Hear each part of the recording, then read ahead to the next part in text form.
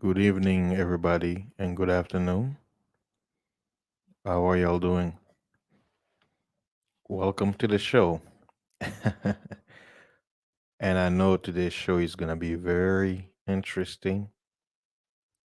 Hopefully, it won't be too long, but some of you may be wondering why I chose this particular title. And simply put, I call it a very triggering question that hopefully we may find the answer today. So, before we can get into the show, I would like to welcome any everybody who's gonna be coming into the building.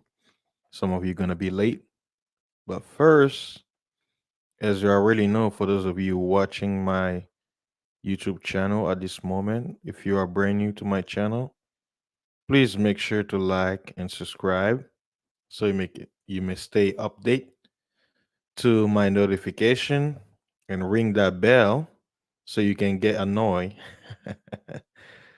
and share this topic. I know it's how should I put this? I'm gonna bring a little bit of fire today, but we're gonna do it today. We will. Now, some of you may be wondering, you like, oh man, this sounds kind of crazy. Why would fasting is life pick this topic? What's going on, right? So the focus of today's show it's gonna be from both mainstream perspective and a religious perspective. First, right? Let me show you some pictures that can get you a little bit, you know. This is the topic of marriage. You know, you see the wedding ring. It says marriage license. Some of you out there listening, you know this process. You went through there, right? Here's another picture, right? But I like this one. You know, silver. It's very shiny.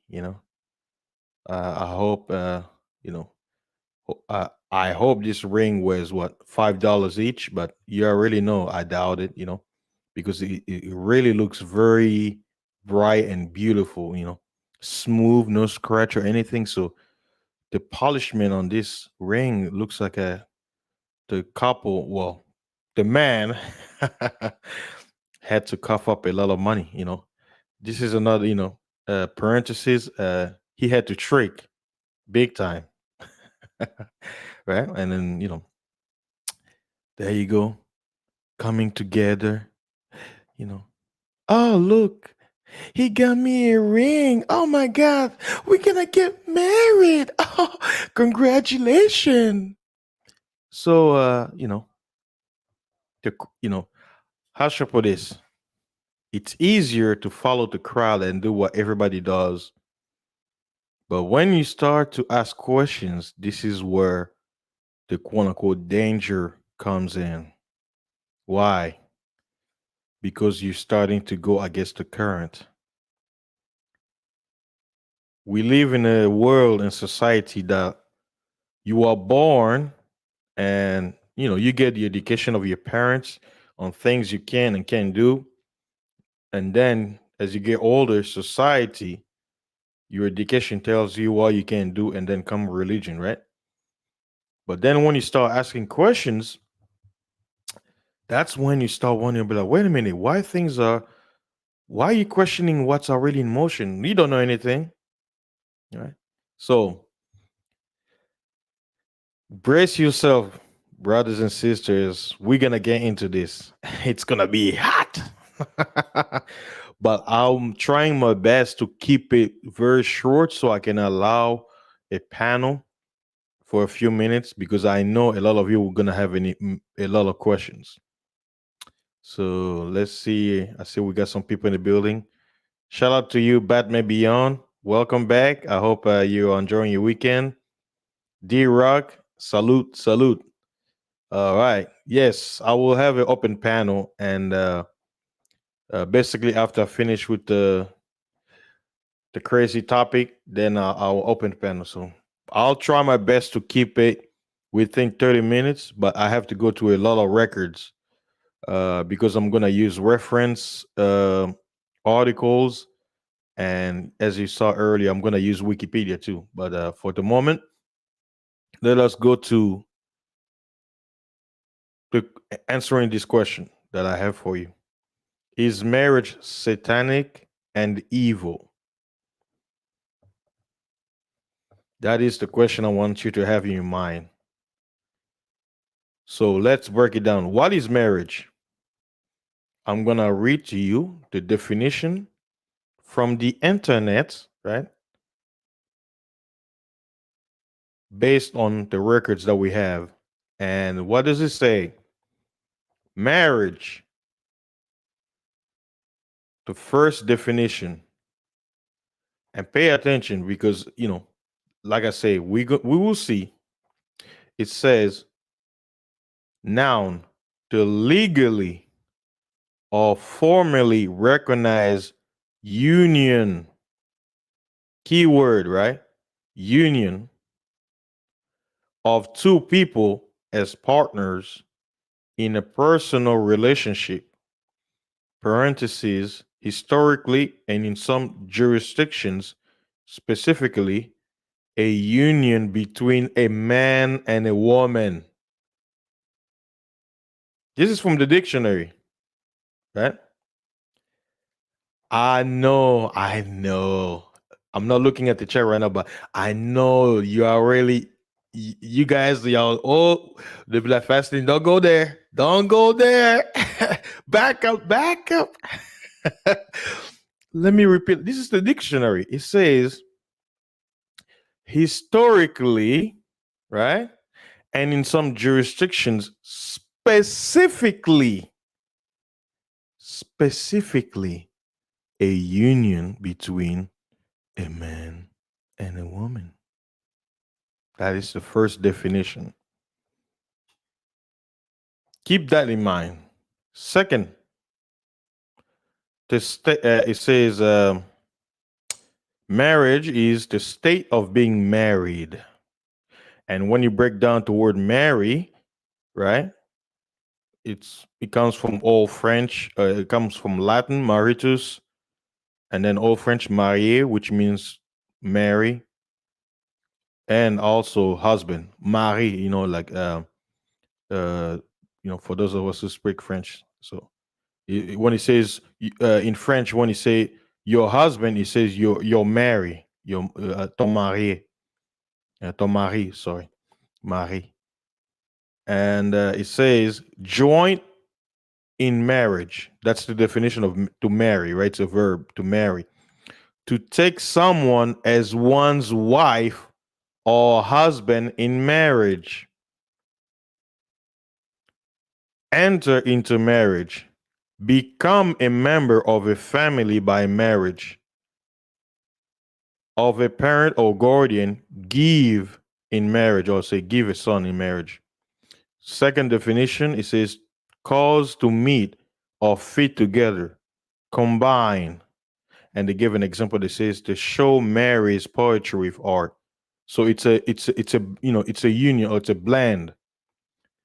Now, to solidify, as we're looking at the definition of marriage, the second definition, it says a combination or mixture of two or more elements.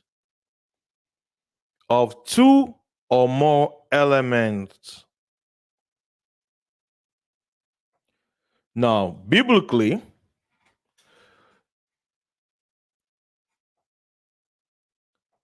marriage, what we call the blending, right? The union. According to the Bible, it was first introduced when the Most High already created man, right? The man, but man was by himself. He had no mates. Then in Genesis 6, it says in chapter 2, verse 18, and he says, I'm reading to King James. He says, and the Lord God said, it is not good that the man should be alone.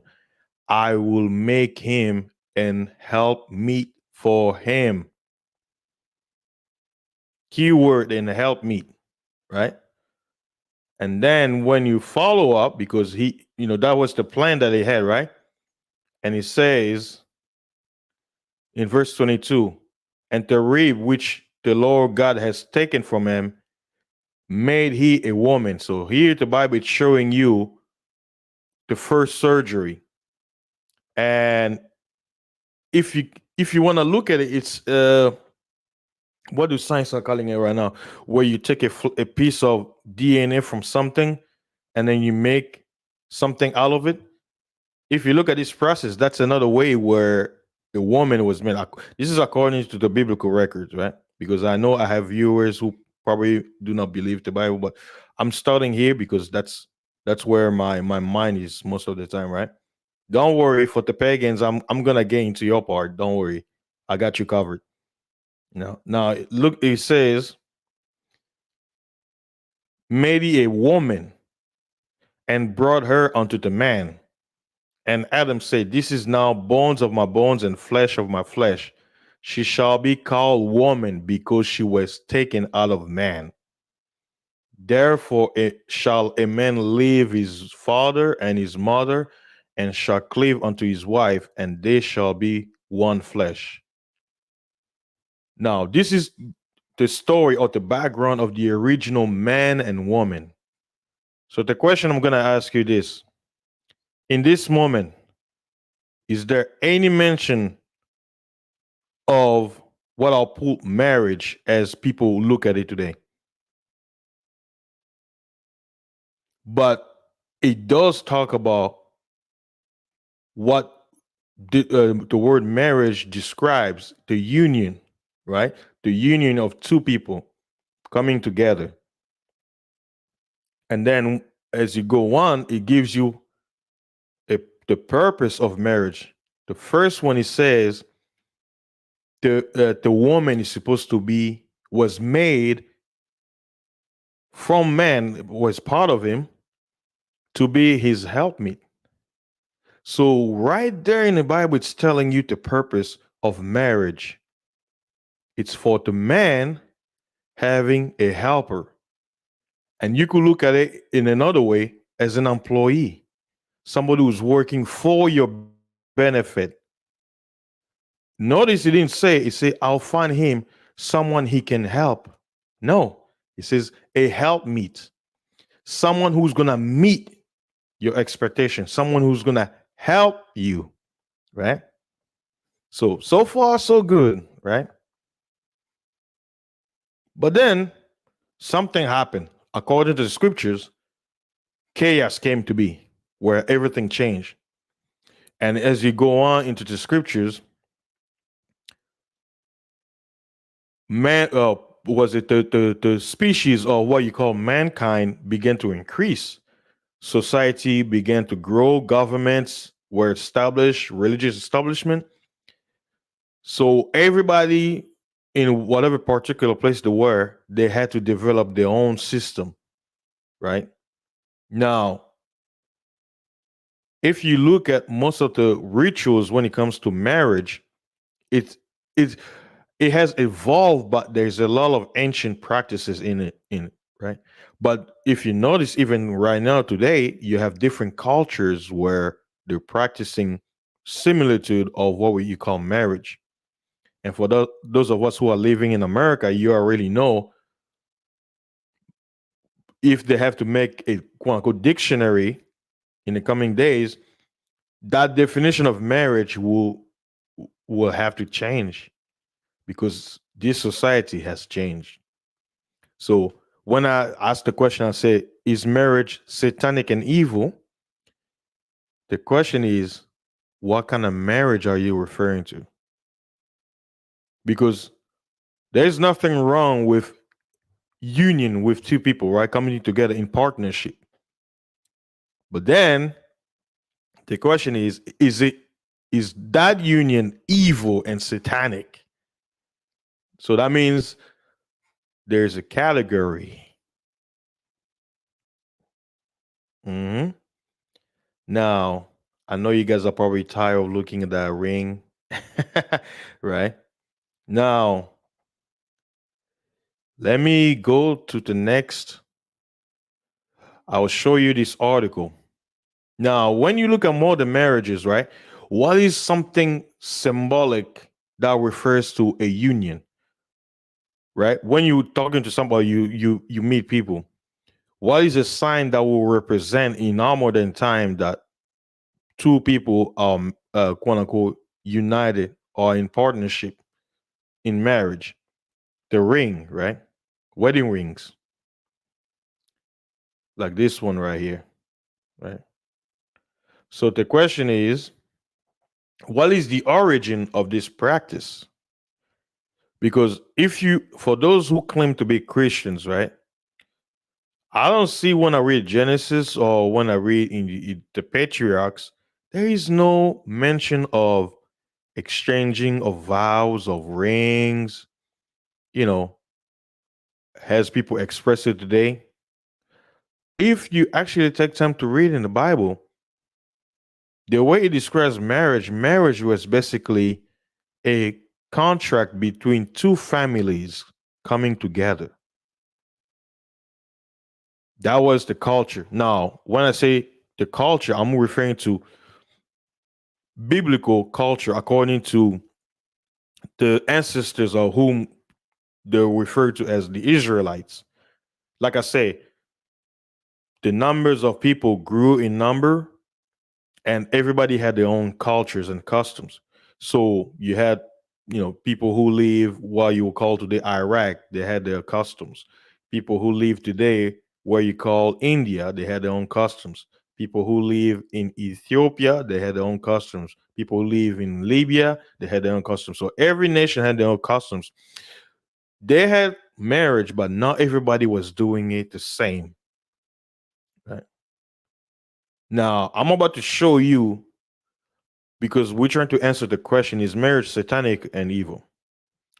I'm about to show you the origin of the symbol of the wedding ring. Now, people will say, well, are you trying to imply that rings are evil? I'm like, no, a ring is a ring, right? It's made of metal. Is metal evil? No. But like I say, everything you must understand its meaning. Are you wearing the ring because you like jewelry, or are you wearing it under a specific ceremony, right?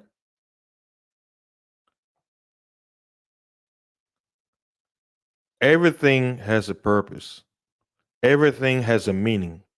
And you must understand what you're dealing with. You can't just be blindly doing things just because everybody's doing it. It's the accepted thing. Just because it's accepted doesn't mean you have to do it. And it works both ways too, right? But as a person, you have full rights to understand what you're dealing with and make a decision, right? So that you can come and be like, you know what? I never knew or I was ignorant. Now, let me show you this one picture and kind of give you a clue of what the symbolism of the ring represents when it comes under the marriage ceremony. Look at this. You see this? It's a serpent swallowing itself, swallowing its tail. And they call this the eternal ring. And I'm about to read it. Hold on a second. Let me go to Wikipedia. And anybody who is here right now, thank you for stopping by. For those of you looking at this article, let me ask you this one question. Did you know about this thing? Have you heard of this word Ouroboros before this stream? If you did, please press 1. And if you never heard of this before, please press 2. Right? This is just, I would love to check back on the chat and see who heard of this before. You probably did watch some movies, Hollywood movies, and it mentioned it. Now, let me, because I know trying to read the whole thing, it's going to take too much time. So let me just read the brief definition. It says the Ouroboros or Ouroboros is an ancient symbol depicting a serpent or dragon eating its own tail. Originating in ancient Egypt iconography, the Ouroboros enter Western tradition via Greek magical tradition. Huh. Stop. Guys, did you hear that? The Ouroboros, the symbol of the ring, enter Western tradition via Greek magical tradition and was adopted as a symbol a Gnosticism and Hermeticism. Hermit from the god Hermes. Well, it's also a name of an individual. And most notably in alchemy. Now, I know a lot of you, my followers, y'all are smart people. Are you liking the sound so far of what this symbol is?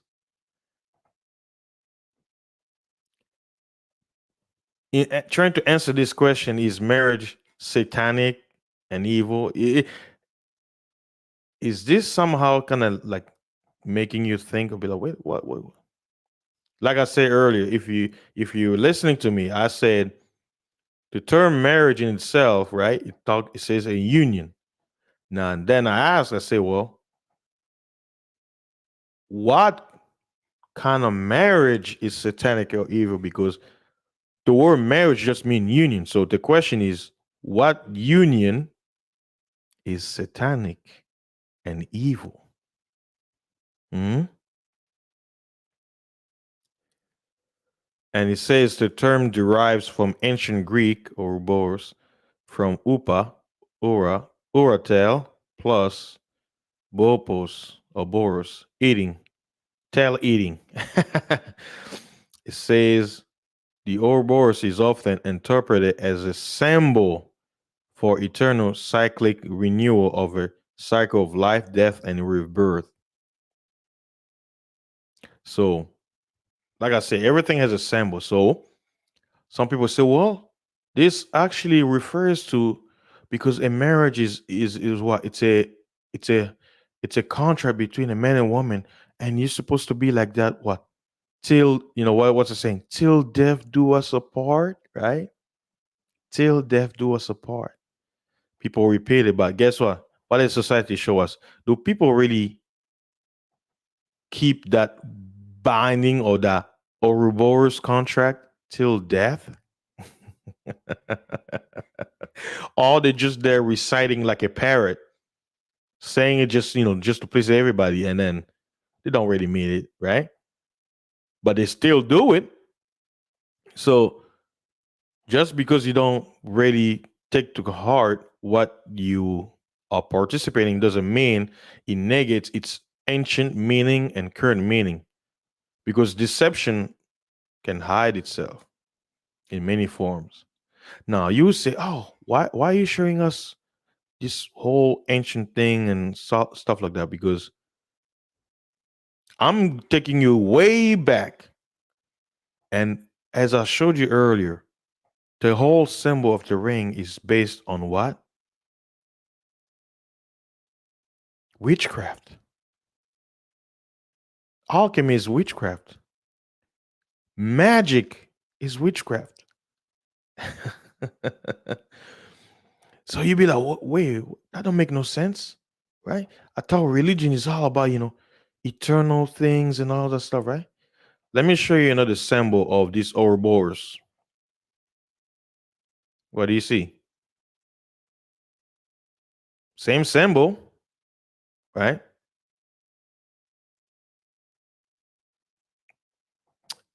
How about this?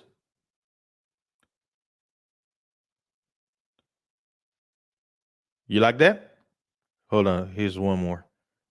This one still representing the same symbol. And if you can see, y'all know the symbol of the nuclear plant, right? The nuclear plant, there's also another symbol. What is it? Yeah, I think nuclear plant. There's another symbol. I forgot what it's called, but you guys get what I'm trying to imply, right? Now, let me read you as we're still in the marriage thing. Let me go to. I have a tag of. Guess what, guys? Jewelry website, jewelry companies, and they actually on their websites they have the history of the whole thing about the ring. And I'm on this one website from New Zealand, right? They had a whole page dedicated on the history of the rings, and they make sure you can once you understand the tradition, which I doubt most people actually read this anyway. You're gonna be like, oh, make sure you get our carrots ring, for your beautiful, sexy lady. That diamond, shine, bright like the diamond. Make sure you buy the most expensive one because she won't love you if it's not expensive. If it's not shiny, you know, it's no good. Now, let me read you a paragraph where it says, hmm, however, unlike the Egyptians, where the ring was the symbol of love, it is believed the Romans viewed these bands as symbols of possession. Roman men will claim their woman with the giving of the ring, placed on the left hand, which was considered the weakest side of the body, and symbolized the submission of the woman to the man. This tradition is kind of reminiscent of prehistoric cavemen. I'm not descendant of cavemen, just to point that out. That's not me. My ancestors never lived in caves. Who tie cords of braided grass around his chosen mate's wrists, ankles, and waist. It is thought that they believe this brought her spirit under control. Wait, what? Wait, come again, sir. What did you just read? The Romans, right, believed, right, tying cords of braided grass around the mate's wrists, ankles, and waist brought her or bought her, like purchase, bought her spirit under his control. Even though the Romans lacked, what was it? The Romans' lack of romanticism seems a part in these earlier times eventually betrothal rings were made from iron and called annulus pronubis. These rings symbolized strength and permanence and show maybe they developed a softer, more romantic notion of the idea of marriage.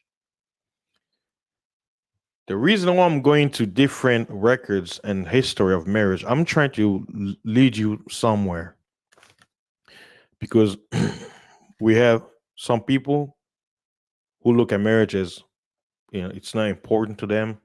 They'll find someone that a helpmeet. They come to an agreement and they settle down. Some people they'll keep the old custom of meeting the family, the parents, introduce themselves, pay dowry, and you know the family, both of them officially, uh, basically make the marriage, the union official.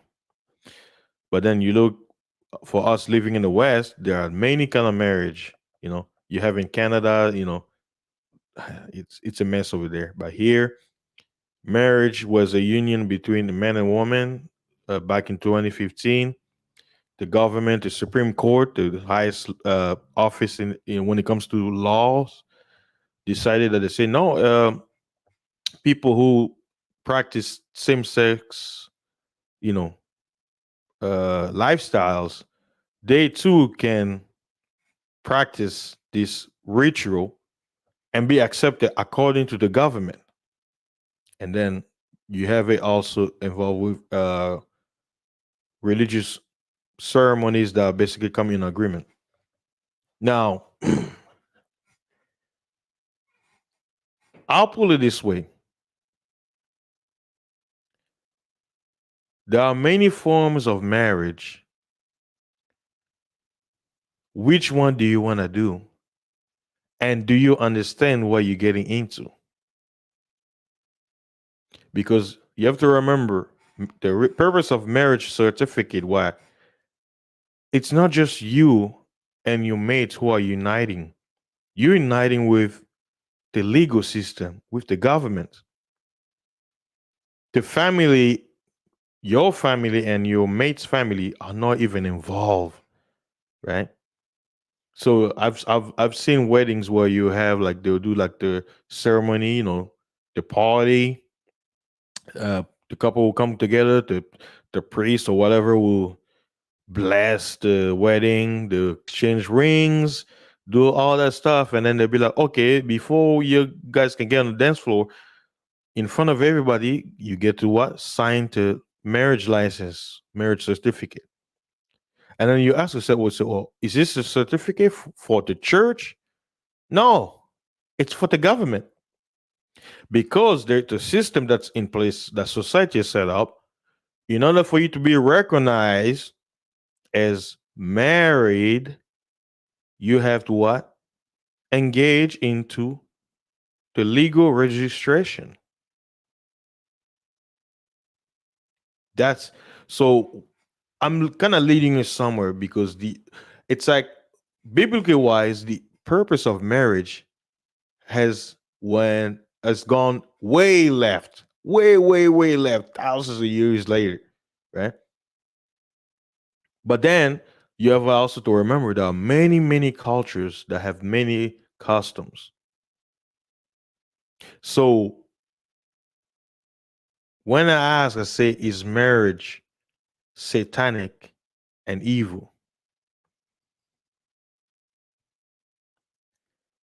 That is, from the biblical perspective, the way marriage is now, and especially even people who claim to be followers of the Bible and they practice Christianity, if they were to be judged based on the concept of the Bible, they're not even doing what the Bible says.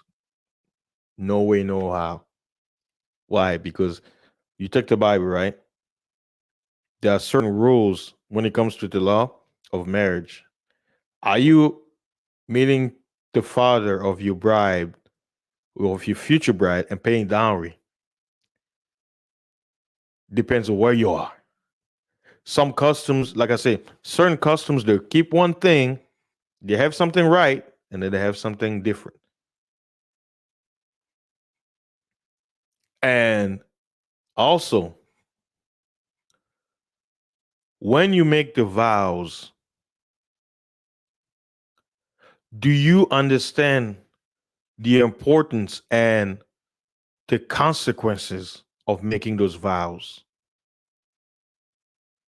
Because I mentioned earlier, in marriage, when you put all the emotions aside, was a contract because the woman is supposed to be your helpmeet. The society have changed and put laws, and I just showed you earlier that the Romans they introduced the practice of the whole ring and all that stuff as a way to symbol is the woman was your property and you're buying her soul, like that basically you it's like a spell to pull it under your control, right? So you'll be like, oh, what the hell, what's going on? All I did is I was just showing you the history of where marriage, depending on the culture, was. The reason why I prefer to stick to the Bible because the Bible makes it way simple and there is no what shall I put? There is no capitalism involved. Why? Because if you look at it as of right now, marriage it's a big business, especially in the Western world. I know worldwide, yes, because let's put it this way: if marriage was reduced of two families coming together, the man presenting himself to the family, say, "I'm interested in your daughter. Uh, I wanna, I wanna receive her for marriage. What do I need to do? What do I need to show myself worthy?" And the father has to decide, okay, let me learn more about you and all that stuff. Imagine that happening, especially in our society. And not only that, imagine marriage being you guys have to party first, and then you and your mate, you go into the chamber while everybody's outside. You go into the chamber that they reserve, and they lay down a white sheet where you and your mate go and have, you consummate the marriage for the first time. And the was it the drop, the red drop falls on the sheet to show to the people that this woman has not been touched, and everybody celebrate. Yeah, yeah, right. Would you want that? Oh, would you want where you have to stay involved? You gotta sign paperwork. People don't keep their vows. There is no uh reconciliation and all this. Basically, it's there is no order, right? Because anybody can just wake up one day and say, "Oh, you know what? Okay, it's over." Okay, so when I say it's satanic evil, it's like if the purpose of marriage was a union or two people coming together for a purpose, and mainly, right, biblically, to a woman coming to help the man. Because if you look at it, fathers raise their daughters, and the man basically becomes the father of that daughter. Why? Because the father is, oh, well, uh, I'm giving you away. So you basically, I'm passing the baton to you. Now, this is gonna get more adulty. Brothers, what do you think when it comes to mating and what's it? Romance? Why women call their lovers daddy in many languages, papi. You see how you see how everything now you see how everything started to make sense. So even in people's ignorance, in a way, they understand. Because look at what a husband has to do, right? He has to take care of his wife, he has to provide, he has to uh when they bring children, the woman is helping him raise them.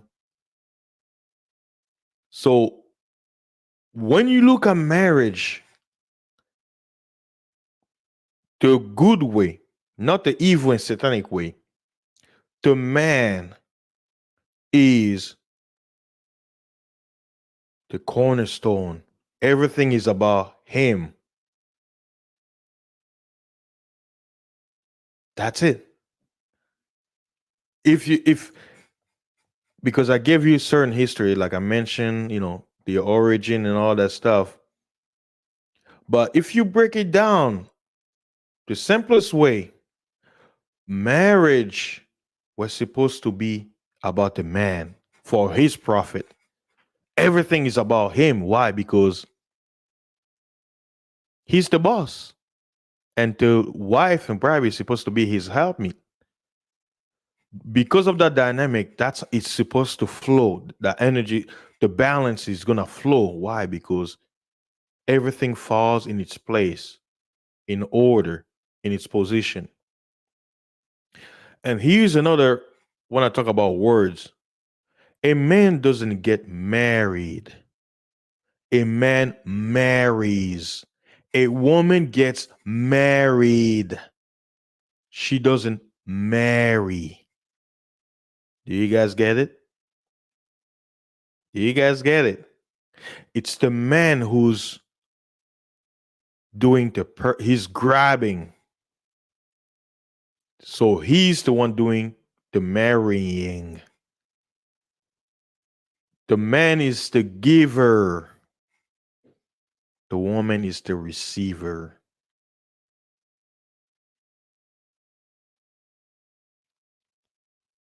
Why people say, oh, why if things are not going as it was years ago? Why everything is, why? Because, like I said, when something is has built foundation on chaos and disorder, it never goes well in the end. It never goes well. I always put it this way: mankind, society, they love making things that are sane, logical, simple. They love making it complicated. Because any logical man, when they look at the purpose of marriage in its simplest form, they'll be like, oh, okay, this is something I will do. It's very simple and all that stuff. But why it doesn't seem that way when you put it into application?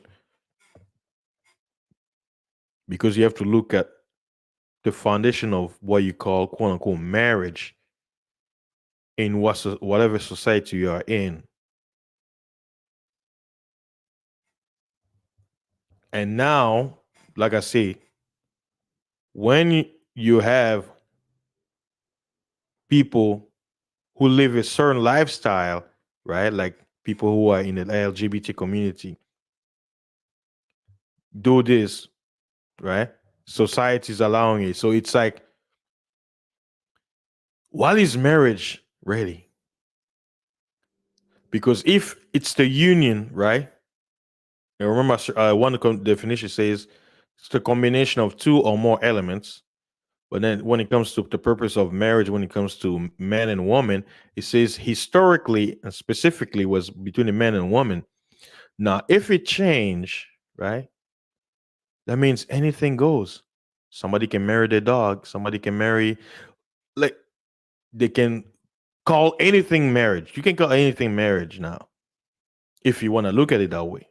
So when I say is marriage satanic and evil, I tell it that way because why? Because I wanted something that will click and maybe trigger certain people. Be like, what kind of question is that? Some people may be like, oh, what is the question? Certain questions may not have an answer. Why? Because you have to find the answer for yourself. I have my answer and I'm keeping it to myself. All I'm just trying to show, I try to show you is biblically perspective, what was the origin of marriage? And I show you from the other side, depending on different culture, most culture recognize, even biblically, that marriage was actually a purchase. But when it comes to what's attached to what you call marriage, the ceremony, the whole thing about the rings and all that stuff, I showed you that all these things that you see, especially in the West, I mean, it's everywhere, but here in the West, it's more exalted because in most cultures, what they do is they combine both, right? They combine their customs and Western. But here in the West, it's mostly just that. I'll say close to 100% of all those things are based in witchcraft, in magic, alchemy. And then some people say, well, those things are just made things that don't exist. Magic doesn't exist. Spirituality, all that. Again, the question is you have to ask yourself: if those things that it does mumbo jumbo doesn't exist. Look at society today. Look at dysfunction of family today. If the purpose was to be a helpmate, won't shouldn't every family who are quote unquote founded under that union be fruitful? If that is what its purpose to be. Also, then again, you have to think about it too. Marriage also was set up in many society as a way of population control. right? Because if the wealthy only had access to finding a mate, because remember, yes, it's in union of two people, but I'll give you another example. It could be more. So if you had a culture where somebody could have more than multiple wives, then certain men who could not achieve the purchase or the dowry, they would be left out. So people in those society had to come up with some ways where it will benefit the whole. And if you think about it, right, the only people, let's say monogamy, meaning having only one partner.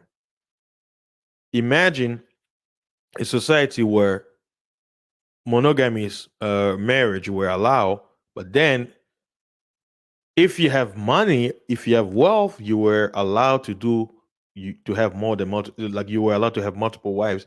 So imagine a society where there was no regulation that where you could be, oh, if every rich person, well, okay, I can afford to have 20 wives, 30, 50, whatever, just go wild. But then the ones who couldn't afford, they were left out. No, none of those families will be like, hey, I don't want to marry my daughter to this guy. He has nothing. Hey, you know what? I'll suck it up. I know this guy already has 45 wives, and my daughter, I love her dearly, but you know, I want some of that dowry cash. I'll give her to the highest bidder, simply put. And that's why sometimes when I say certain comment, people get triggered. And I want to say that marriage is actually a transaction. It's a purchase, if you want to put it literally, right? So some people are like, well, that's evil. So that's why I phrase my question this way: is marriage satanic and evil?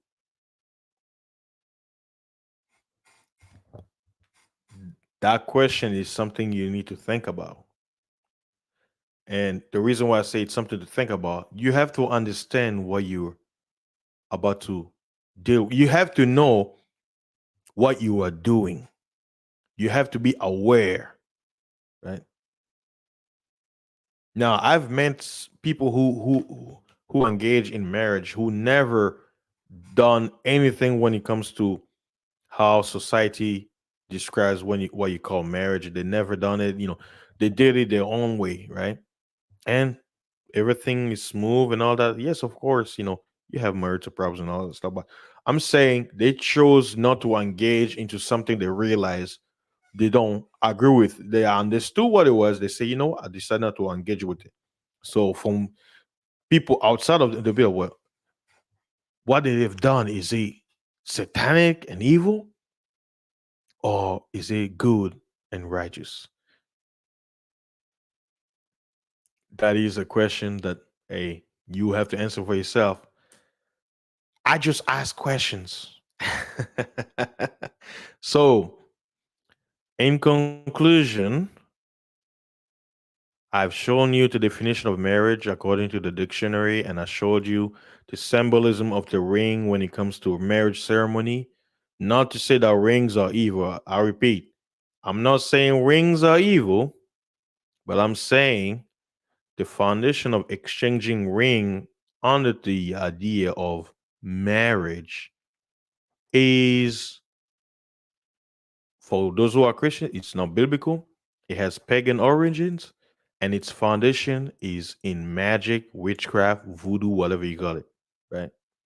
And also, before I open the panel for those who want to jump in, for all the people out there, engagement ring. See, it all comes down to what I mentioned earlier: capitalism, money.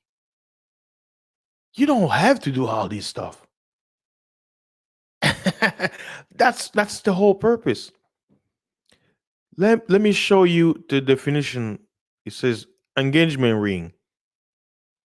An engagement ring is a ring indicating that a person wearing it is engaged to be married, especially in Western cultures. A ring is presented as an engagement gift by a partner to their prospective spouse when they propose marriage or directly after a marriage proposal is accepted. It represents a formal agreement to future marriage. In Western countries, engagement rings are worn mostly by women, and rings can be feature diamond and all the gemstones. And it says in Anglo-Saxon countries, the ring is customarily worn on the left hand ring finger, but customs may considerably but customs vary considerably elsewhere across the world, like I mentioned earlier. So guess what? Engagement rings, it's a modern thing. It's a modern thing. It didn't really exist. So at the end of the day, it just goes to show you that some of the customs were brought in, they're modern, they were mixed apart. But the main thing of all of it, it's about money. That's what I say. If you want to look at it in the simplest form, marriage was basically two families coming together, and the man sees a potential in a woman that he wants to make his wife to be his helpmeet, and the family of the woman agrees to sell her, quote unquote, give her into marriage, and the father will require a symbol to be like, hey, I promise to take care of my child. Maybe in the future I'll have another stream when it comes to this particular subject, but I think I've said enough. When it comes to this question, is marriage satanic and evil? I would say you decide. So I will open the panel where now I've hit the was it 52 mark. So hey, I didn't talk for over an hour like usual. So this was actually good. I had a lot of tabs open, but I was like, you know what, I have to keep it short. So let me see. Shout out to everybody coming in the building. Let me switch back to the picture that I had earlier. Hold on 1 second, guys. Yeah, this one. Yeah, let me switch up. Let me drop the StreamYard link in the chat for those of you who want to come up. You're welcome to. But yeah, there you have it. I know it's a interesting topic that most people won't want to touch. So, what do you guys think? What do you have to say? I would like to hear your opinion. Let me drop in the chat and let me shout the people up in the building. All right, Gabe A. How you doing, bro? I knew you were gonna be here. I made this not specifically for you, but for two people in particular, but you were one of them. I knew you had to come in. Peace to brother Dale Hess. We'll come to you. And brother D Rock. I see he gave his answer. New, brother New. I see you. I see you.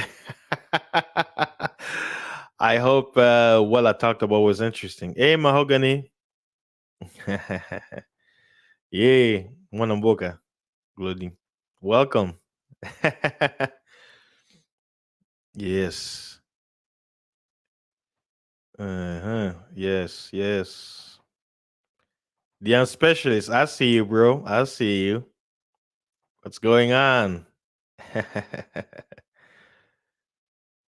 Sheila, I see you in the building. Welcome, welcome. All right. Hey, Million Global, welcome to the building, man. Happy New Year. I hope everything is well over there on your end. So, what is your answer, people? What is your answer to the question? Do you have an answer or you don't have? You just want to talk about it? You have any questions? Here's the floor. You're welcome to jump on the panel. I think this topic, I hope it made you think and, you know, just have a train of thoughts when it comes to this subject, because it is it is a I'll say it's a very sensitive topic, because all of us, we were brought up in we were born to parents. Some were in union, though there will be what you call marriage according to what society describes. Some people, they're in marriage according to their own way that's not accepted. So the question is, what do you think? Do you think marriage is satanic and evil, especially in our modern time, how society has established it? Would you participate on it? Some people have, and then if you look back, you're like, "Well, I've done it any other way. Maybe I learned my lesson. I'll do it different if I had the chance." And for those who haven't done it, it'd be like, "Should I do it? Is it worthy? Is it worthy of my time? Do I have to go through all this system to find a helpmeet, or do I have to do it my own way? Or make up my own rules?" You decide. Whatever you want to do. And like I told you guys earlier, the foundation of marriage is the man,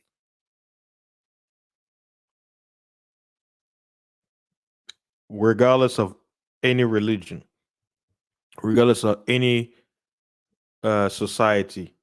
At the end of the day, the man is the cornerstone of what you call marriage. But now we're living in a time where there's a blurring of the lines.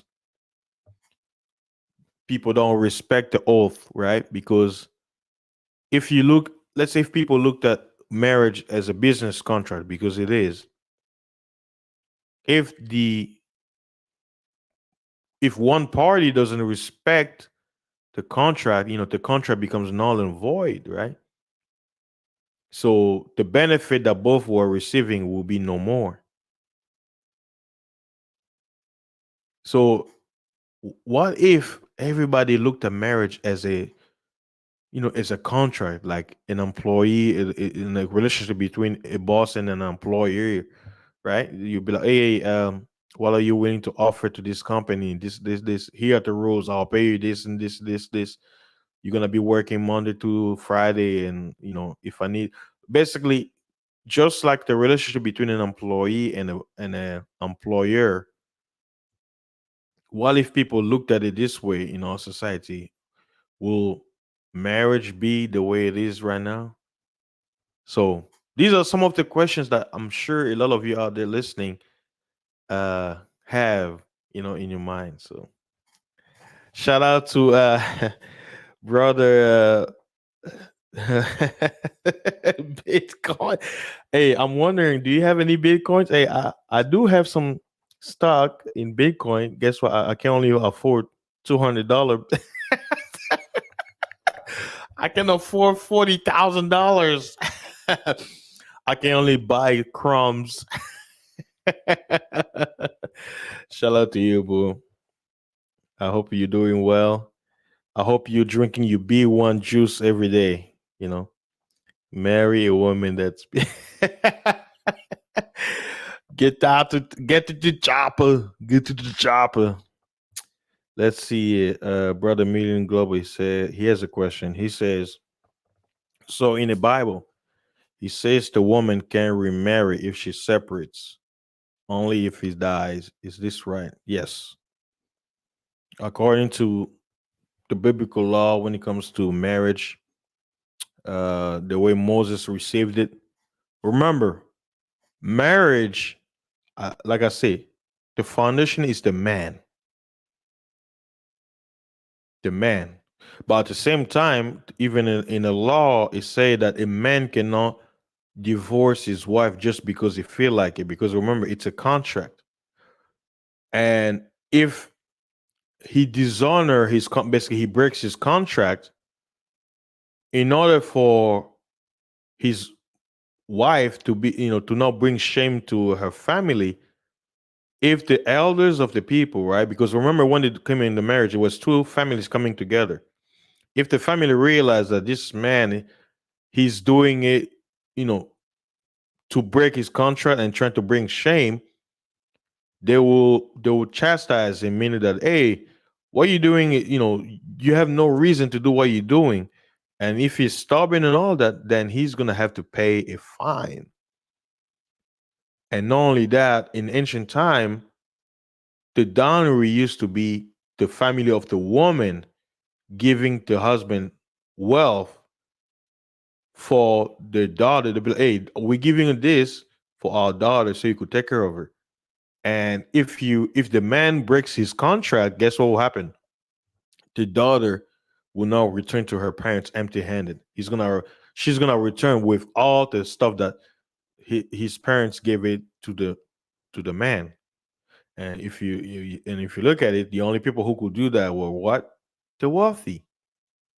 So when it comes to society, even things like marriage were considered mostly for the people who were up in society, and the people, what they call the low class. They had to, even if they practice the way of marriage, they had to do it in a way they could afford. Like, you can be a poor family requesting a poor man in your class, be like, hey, I want 10 goats, and this guy can't even afford a chicken. So people were reasonable when it comes to all that stuff. And because the man does the marrying, a poor young woman will feel so lucky to have an upper class man choose her as his helpmeet to come into his fold to help him with his future. So I know the topic of marriage is very sensitive, and that's why I noticed nobody wants to come up yet. Don't be scared. Don't be chicken. You know, come on up.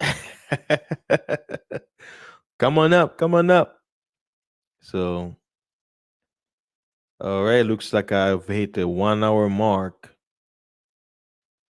1 hour mark. And for those of you who know me so well, you notice I didn't go hard like I would. What do you guys think? Do you think I should do a topic on nah, never mind. YouTube is gonna be like, you sending misinformation. Strike. I already have one strike on my channel. So 3 strikes, you're out. You're out. You're out. What's up, Shirley? Little Shirley. Hey, how you doing? Welcome to the building. You missed a fun topic. Right now, basically, I'm giving people a few minutes. I know some people would like to jump on the panel and discuss this, but if not, I'll probably just end this and say thank you very much for stopping by. And you know, maybe in the comment section, if you wanted to say what you wanted to say, you're welcome to. I know it's the weekend. Some of you out there are, ready to party and you know, drinking that MAGA juice, make America great again juice. That's the juice that's popular right now. It's, you better get it before it runs out. This is the juice of the year, MAGA juice. MAGA juice is life. MAGA juice is life. mm. So, all right. I gave people about 5 minutes since nobody wants to come up. Everybody's scared.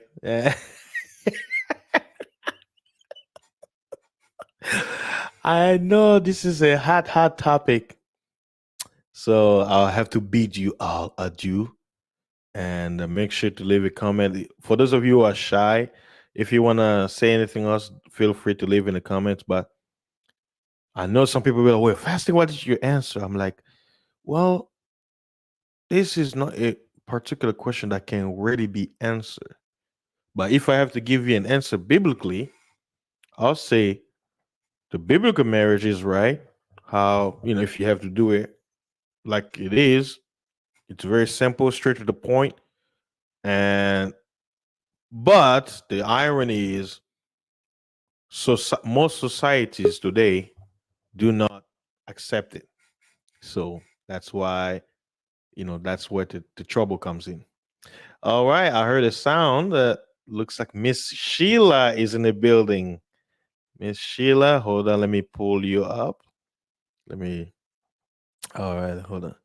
Miss Sheila, welcome to the building. Welcome. How you doing? Oh, I'm doing wonderful. Good Mm, evening. This this is a good topic you hitting on, though. Um, I know you're not gonna get a lot of feedback on this. Oh, are you listening to it on YouTube? Oh, sorry, you talk about feedback from this video. Yeah, I'm talking about from this video because Oh, this a broad subject right here. And then when I talk about marriage, I'm talking about in the biblical. Why male? I go yes. back to the Bible. You know, when God made man in His image, and then He made a female, took us, made us out of our ribs. So it's really a lot of people don't understand the really spiritual side of marriage. Yes. Yeah, and that's because it, like I said, we live in a society that Hmm. are preaching to people that the spiritual doesn't exist, Hmm. right? That it's mumbo jumbo. So you have a society, and you know, and people even don't understand. They say, "Oh, we rely on science. We don't rely in all costumes and all that stuff." But they don't understand. Science is witchcraft. The word science just means knowledge. What? There could be knowledge that is hidden. That's what they call the occults. What do they call it? They Hmm. call it the occult science, meaning hidden knowledge. Right. So, and I talk about, I showed earlier that even the marriage ceremonies, the things they do, was founded, like if it's not biblical, was founded in witchcraft. Witchcraft is Like what? rituals, Yes. rituals. Yeah. Hmm. Yes. Yeah. And people engage in things that they don't understand, and that's why the Bible talks about, it says, "My people suffer for a lack of knowledge," and then it says, "Because thou has rejected knowledge." The key word is, yes, you lack knowledge, but what do you do when you receive the knowledge you lack? Are you going to accept it, or are you going to reject it? And And but so also fasting, but he also tell us, see, the carnal minded man don't understand the spiritual things. You know? yes, So how they gonna understand marriage in the spiritual concept that it was made for? So we know who the Father lies. So everything that is original and pure, honest and true, he do the opposite. and Sheila, you brought something very important. Now you see why I asked the question the way I did. I said, I know, I know, I know. so, like, Let me tell you something. I'm also a ordained elder too. So, and I had sit down for a little while because it's just a lot of stuff I had seen that I didn't like. So I was always the youngest one out of my whole um Hudson Valley, like all the ministers, bishops, the churches all get together. We come once a month and everything. So I'm really knowledgeable when it comes to the word of God. yeah, So and that's you why I know said I what? couldn't leave you hanging by yourself. Yeah, but you know what's interesting? Even me talking to you, and see, Hmm. that's why I didn't want to give a quote unquote answer. I said everybody has to answer themselves, right? Hmm. And that, how should I put this? When I was thinking about it, how I should phrase my question, I think the spirit led me to ask it that way because my character is I love to trigger. I call myself the master troll. So I wanted to ask a question where whether you are a Bible believer or a non-Bible believer or pagan, whatever, where it's gonna Mhm. pull you in because a Christian who knows the typical understanding of marriage, when you see this question, it's gonna hit him. You'll be like, wait a minute, why is this person asking if your marriage is evil or satanic, right? So, Mhm. and it gets people to pull in, and I try my best to present evidence and certain things, but then leave them to their own understanding to be like, okay, what do I decide? Because for those who are Christians, right? Because if you look at it, looking at America, they say, well, this is a nation founded under Christian customs, right? But then Mhm. we see since 2015, those America cannot say that anymore because if your laws are allowing things that are going against what you claim you follow, then you can't have that title anymore. So if marriage now can mean a union between a man and woman, man with man, Mhm. woman with woman, then a Christian out there who's listening, this question how is he going to answer this question? Is marriage satanic? So you see, now that I think about it, I'm like, you know what? I think I had to ask it this way because there was no other way to ask it. Yeah, There that's was right. no other That's way. right. That's right. But you know what? The ones who really truly living right and really have that relationship and know they know. See, one thing about the light, see when we show up, see darkness can't be around us because everything it try to do is not right. We expose it. And just like they said, the anointing remove the burden, destroy the yokes. Yeah. So whatever's true, whatever's pure, whatever's righteous, that's what we got to stand for. And we have to stand alone. And when you talk on this topic, marriage, which we know in the YouTube streets, this saying marriage is like a business, this and that, whatever. But we know, you know, we're not gonna sit up there and argue with nobody, their concept, because the end of the day is my word tell me it's foolish. Hmm. But I'm gonna tell you the truth. When you ask me, I'm gonna tell you the truth, you know? So a Yes. lot of things I just sit back and I listen and I'm like, wow. I just keep a lot of people in prayer and stuff because there's a lot of stuff that's being perverted, being deceived and everything. Even now, as a leader, because I have church without walls, you got to put in your bylaws what you could do, what you can't do. If you don't marry the same sex man, I know my bishop don't do that neither or whatever, because that's our right, our religious right, Yeah. you know. Hmm. So it's just a lot of things that you have to stand for what's true and what's right, and don't compromise with the enemy, because that's what he come to do. He's come to kill, steal, and destroy. And then what he do? That's marriages. Why? Because in the beginning, that's why God created man. And we don't know how long man was by himself when he animals everything, but then he made a mate, which was the female, and it came what added it. He put the man asleep. It came out of his rib, right? Yeah. And even look at the word woman. That's go Woman says ahead. to man. Mm-hmm. You So that's know. why I said everything is about the man. Now that's why I said earlier. If Mm-hmm. the man is unrighteous, right? Mm-hmm. And he gets the union, meaning he's not like he's not following the Mm-hmm.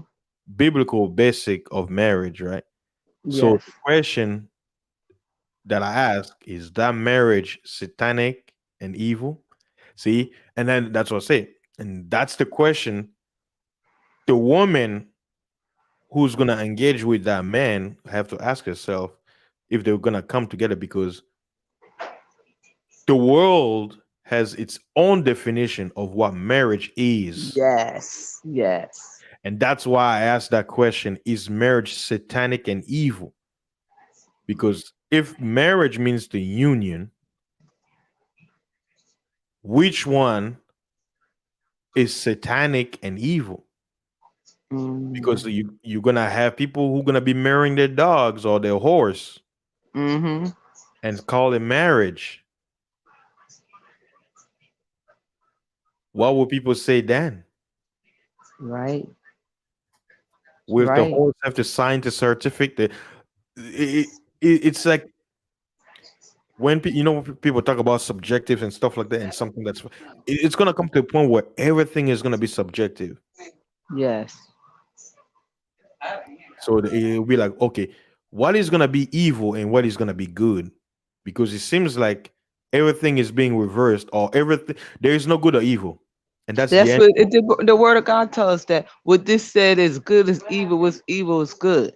But you keep on, when you keep on saying, when you look at the word, you keep on saying, my son, follow my laws, my son, my son. Why he's saying that? For a purpose in the Bible, because he knows of a time when the men gonna um get out of righteousness, don't follow his laws. And you look in Proverbs, and that's all he talks about. My son, my son. Even talks about the woman, the loose woman, you know? So And then this guess is what? this. Mm, And when he talks about the loose woman, what does it say? It says, "My son, don't yes. fall for." So the Most High always looks at the man to basically take the lead, to be the chief, and to watch out for himself, and not only that, for whoever is under his wing, because and that's what I said. We live in a society that is promoting big time against Hmm. man, and you want to know why? Because man is the image of the creator. Oh, you oh God, you hit that, because I was gonna say that, because he said, let us make men in our image. You know what I'm saying? Yeah. And And, man and woman oh is the image of what? Of the heavens. Because what yes, did it say? yes, Male and female created he them. yes, Because if woman yes. comes from man and the two become one, and man was made after his image, what makes the woman? She's the mirror of the man. That's right. Therefore, both of them are what? The image of the Yeah, heaven. yeah. So And a if lot the of people. world hates him, if the world hates him, what do you think they're gonna do? Mm-hmm. They're gonna hate anything that relates or reflect what the world hates. And it's like I said, this topic is very, very sensitive, and you can see now these days, even most people, they're like, well, we understand what this thing is, and I don't even want to engage in anything. It's like the people who want to follow righteousness, they're living in an environment where they don't, it's like everything is unrighteous around them. Why? Because it's the world we live in. So men are being put down and be like, oh, we're not gonna respect you, but we still want you to abide to our rules and everything. And even the scripture tells you that all this was supposed to happen, Yes. because the end game is what? It's to Yes. destroy the image. Yes. Because the man create what? Creates life. But how can you create life without the woman? But do you I realize too that when they go back to the fall and see, well, this who is the father of this earth? You know what I'm saying? Yeah, Lucifer. Because see, we here, but this is not our home. You know. So then, like he said, give Caesar what is Caesar. So we fight against not flesh and blood, but principality in high places. We know when we dealing with governments and different things and stuff, they're not godly. These men are not godly men who set any laws and stuff. you know. Yeah.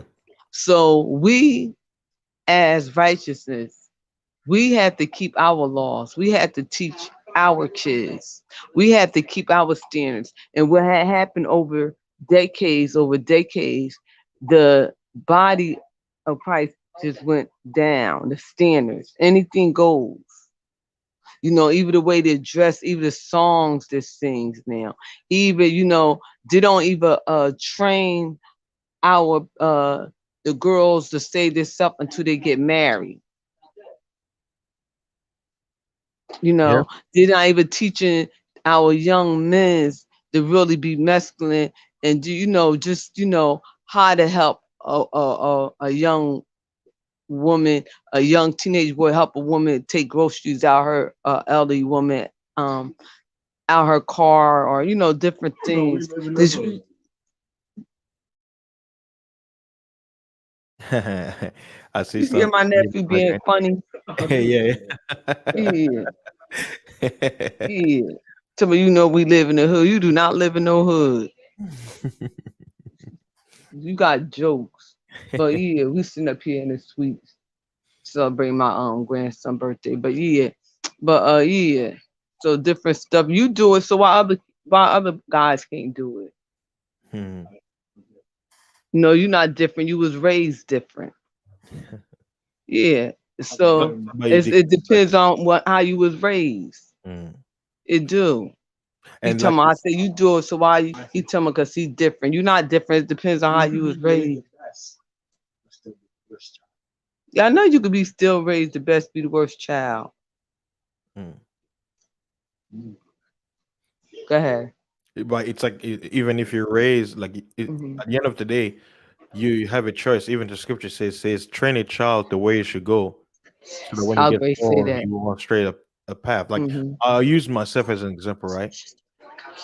I know weed what it does. I have full knowledge of it, right? Hmm. When I came into age, I had a choice, right? Because I'm a man now. I'm not a child. Hmm.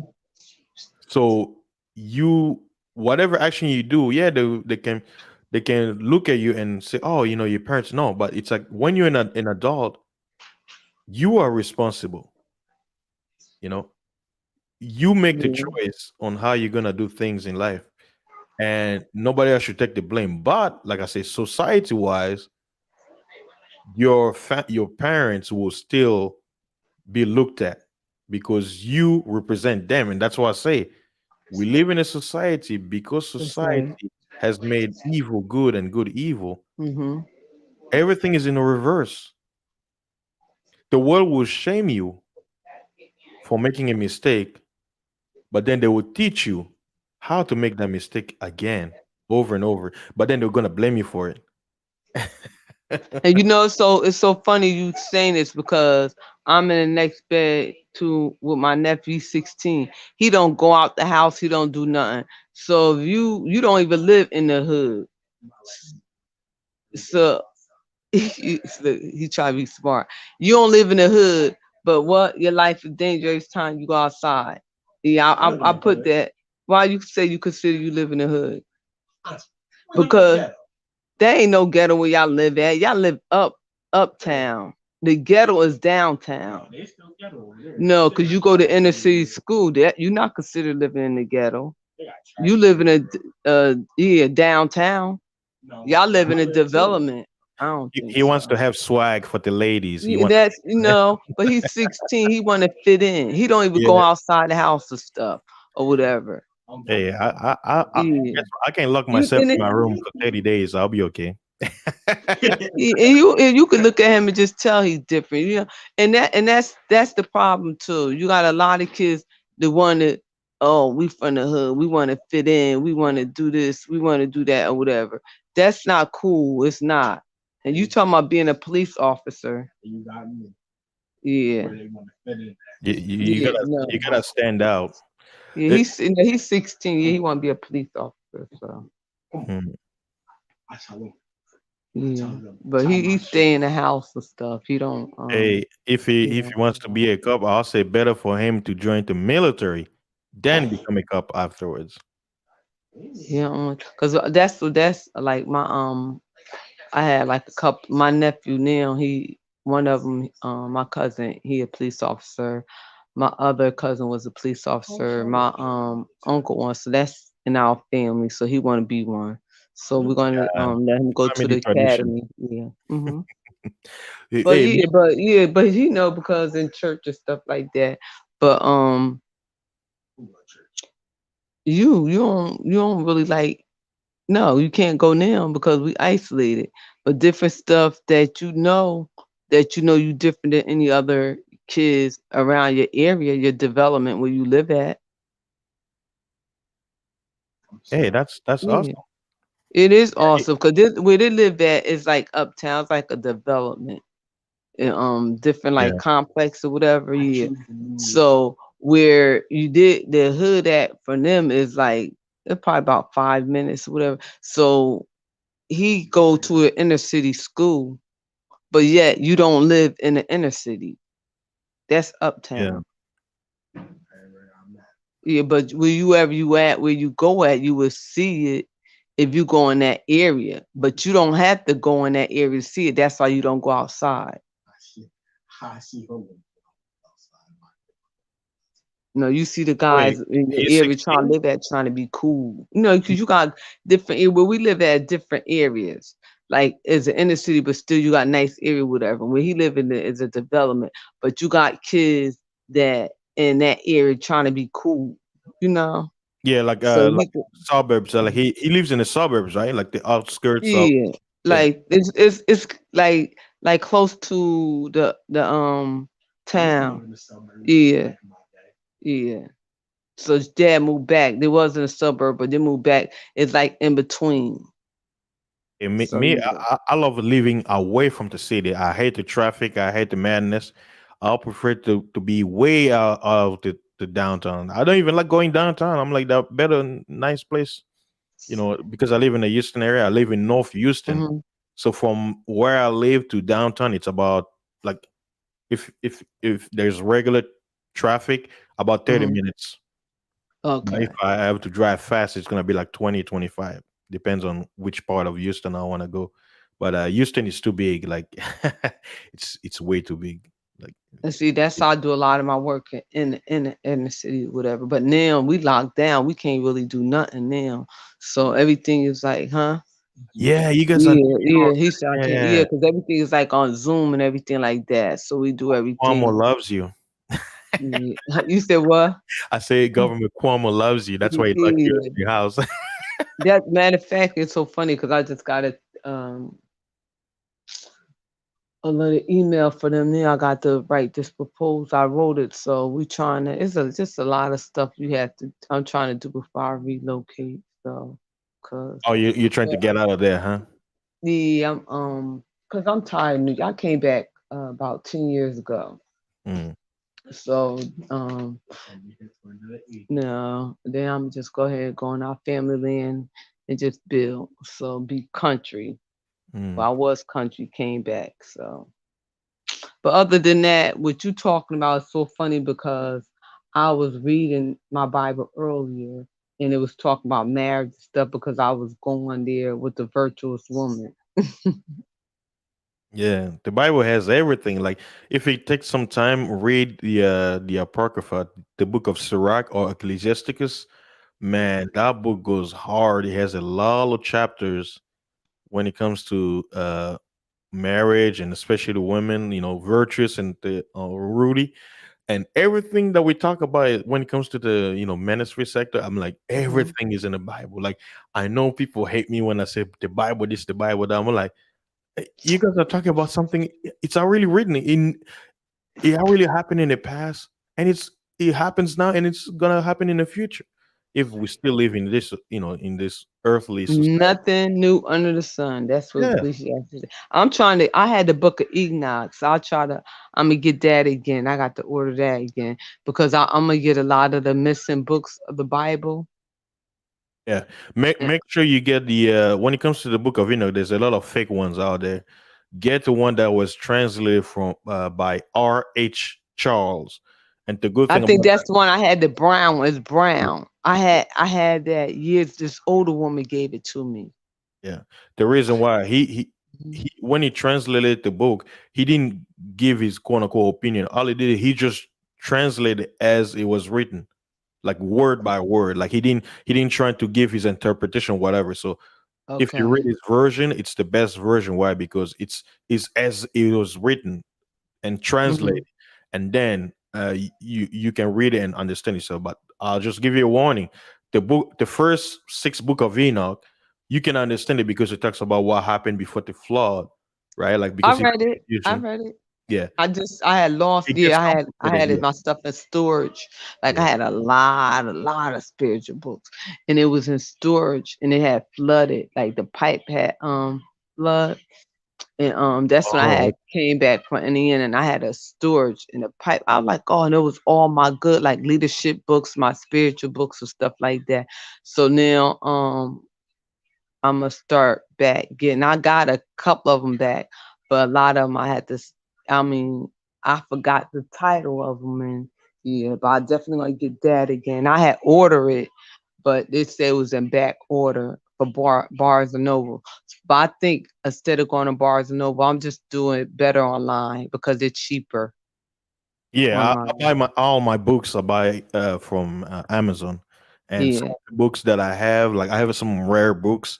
You can't buy anymore. It's unavailable, like because they don't print them anymore, and if Mhm. somebody's selling it, they're overpricing it. Like there was one book about Hitler where it was based on a German documentary called the Nazis, Oh, and okay. I bought two copies of that book, but if you try And they to don't buy have it it now, no more? yeah, it's expensive right now. Like I remember I bought one for like 23 something, and then Dang when I tried to expensive. buy the second version, they were selling it for $50. But I Okay. remember one time somebody was selling it for $500. Now, the Wow. version that I have, it's actually a copy. It's a reprint of the original because the original you can't find it. So it was a copy of a copy, but it's like an older copy, like from like the eight. I think one was from like the 80s, and another one was from what? I have to look at the date. I know one was from the 80s, volume 13. And in that book, it tells you because remember the whole premise of Hitler and all that stuff, trying to Mm. create the Aryan race, right? So in the Nazis regime, when they were doing the whole research and all that stuff, they're scholars, they're scientists and everything. There's a one page in that book where they said that the real Jews cannot look like how they were talking. They say that based on their research, they say they will look more like Ethiopians, Nubians, and ancient. Yeah, yeah, they do. They And do. those are the kind of books I like to have because it has records, it has proof. Because sometimes when you tell people using the Bible, they even though I know the Bible is not only a spiritual book but a historical book, people don't give it value or they give it credit. But if you have extra biblical resources and historical fact, you can be like, hey, Mhm. I'm not showing the Bible, I'm showing this. So the reason why I started buying extra like books who are quote unquote unrelated to the Bible per se is to have extra proof and reference because we deal in a world that the irony is the whole world was quote unquote colonized under Christianity, but it Mhm. seems like we're moving more quote unquote away from the Bible in these last days, which was part of their plan. But Mhm. the Bible still stands. Like there's another book I have. It's called the 25 plus gods of all religion, where it's a book about every this guy did a research where he went to every culture and found out every god. I was even shocked that even the god of my parents' tribe was also mentioned in that book. I was like, yo, how did he know all this stuff? So that means all Mhm. these people have been studying everybody. And it's like I say, certain knowledge, once you see it, you can't unseen anymore. Mhm. That's what someone like me, I mean, I know people know fasting is, but there are certain things that I have come to know that most people around me, I can't even talk to them about it because it's gonna be so far to the right that it's just gonna mess their mind up. So I like to keep things to myself. I don't know if I'm you. more like on a spiritual warfare, being I'm a warrior. So I do a lot of books like Witches in the Pew, Pigs in the Parlor, Strong Man, his name, what's his game? Um the Spiritual Man, that's a three value book. One, two, or three talk about the body, soul, and mind. Oh, Spirit, you body, focus more soul. on books on basically Watchman how to Lee, deal with remember him? who?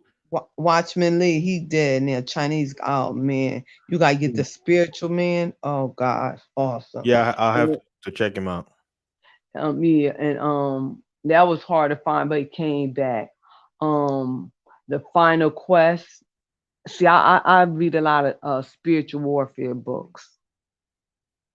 Yeah, I mean that's Rebecca the war. Brown, she was a witch. Now she a Christian.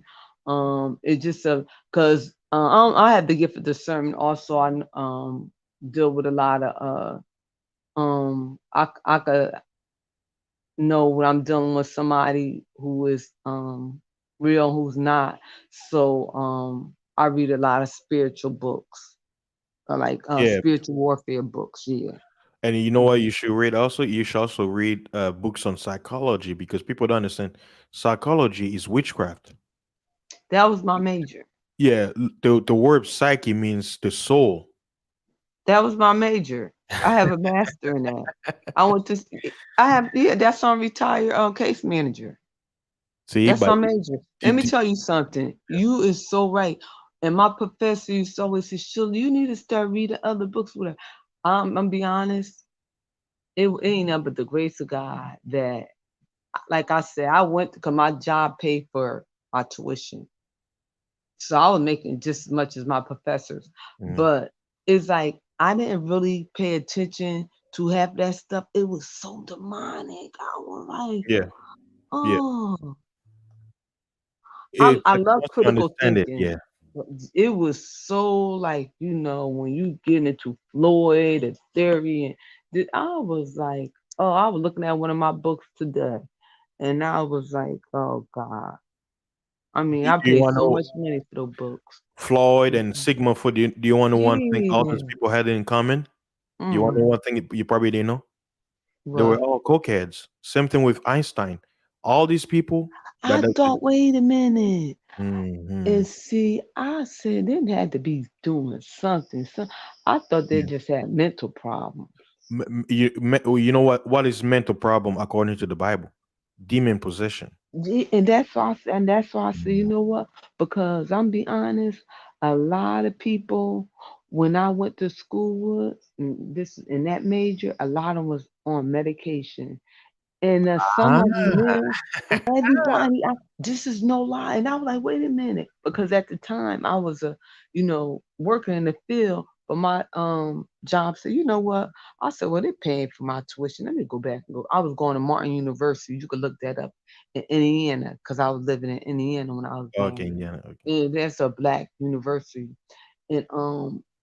And my professors, they were so awesome. They was, I mean, they really loved teaching. And then one of them, he was so into it, like he was real smart. And I would just sit back and listen to. I was like, God, this man got so much knowledge and stuff. But he said, Sheila, what you getting at? I said, it's a lot of demonic stuff. I said, so he said, what you gonna do? I said, I'm just gonna study it so I could just pass it, and I'm gonna put it in my short-term memory. I don't remember half of that stuff. It was so horrible. Mhm. Oh God. And people don't understand psychology is ancient. Now, Mhm. since we touch on the subject of psychology, Yes. what do you think religion is? How do you think slavery happened? How do you Oh, think oh, that you, all oh, these that things that is, are going see, on and that's why TV I happen? said you go when you really get into. I mean, and then they were using the Bible. That's a lot of people don't like the Bible. They're using the Bible, hanging Mhm. people, having their whole family, telling this and that, and going to church. And yeah, y'all saying the Lord this and Lord that, but yet you killing us, you raping us. It's just a lot of stuff that they just like, you You know. wanna know why? Mm-mm-mm. Think about this, Sheila. Mm. Psychology is what? It's the power. of your soul Mhm. and mind, right? Mhm. So let me And ask you that this: they did that to control us. Yeah. what Mhm. do you Mm. think a psychiatrist can make you believe something that is completely the opposite of what you're believing? Mhm. So let me ask you this: is it possible for a psychiatrist to make you worship Satan, thinking he's God, the creator? Yeah. Because you know why? Some people they do because let me tell you something. Or when you talk to a psychiatrist, a psychologist, they tell you about different things. Like they get you got some real book smart, but some they stay away that they're so book smart that common sense they're ignorant. I'm be honest. Yeah, yeah. And then you get someone it talks about when when you go undergrad, when you get at it undergrad, you're going to your master. It talks about the demons and stuff. Mm. You didn't know that, did you? Mm-mm. It talk about the spiritual realm. And you know, I'm not surprised because look at the word. It's Hmm. Greek. Psycho. It's Hmm. talking about spirit. Soul is Yeah, spirit. It's both same word. yeah, Soul means the breath. Breath is something you can't see. It's invisible. The invisible. yeah. So I was surprised they went on that, and then my professor like, "Oh, sure, that's right up your range." So yeah, it was talking about the spiritual realm. How they realized back in 80 something that they were being possessed by demons. And Sheila, you have to understand all these. Look, we probably should have a stream about psychology. You know, and basically break it down and talk about it because Hmm. like I said, some things I know. Sometimes I don't like to bring it up because, like I said, Hmm. the coroner man won't understand.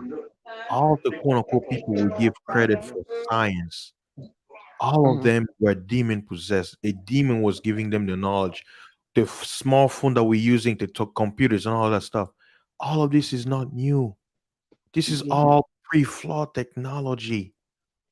Enoch, the book of Hmm. Enoch. Why they don't want people to read the book of Enoch? The book of Enoch That's tells right. you Why they took Isaiah it out? gave mankind technology. Everything we're using right now, it's not new. And I always ask people, when archaeologists go to find those sites, why it takes years after they dig up and quote unquote examine whatever they discover, then they bring it out to the Hold top on. and say, Close that door. Because oh I'm yeah, talking and no, because we in the suite. oh yeah, yeah, yeah. Yeah, with It my sounds like a little because my party over grandson and cool birthday same day, so we got a suite with the pool, jacuzzi, and everything for his birthday. there. Ah, Hmm. Sheila, Yeah, living the high value life. yeah. And we got our nephew here. He said, "Well, I live in the ghetto." And try, I say, so when he live in the ghetto, I say, you know what? Well, you live in the ghetto, you sure don't act like you live in the ghetto life. Yeah. Yeah. They're gonna be like, "What? You Yeah. was it you bourgeois? You get out of here!" So trying to be down. And that's why when you saying marriage, I said I got two nephews getting married this year. One just got married last year, and one of them he not older than 32, and then the one who get married, that's the one with the two barbershops. He's Mm, 40, so he kept on pushing it back, pushing it back. But did my family they getting married at a young age? My nephews yeah, and that's them. good.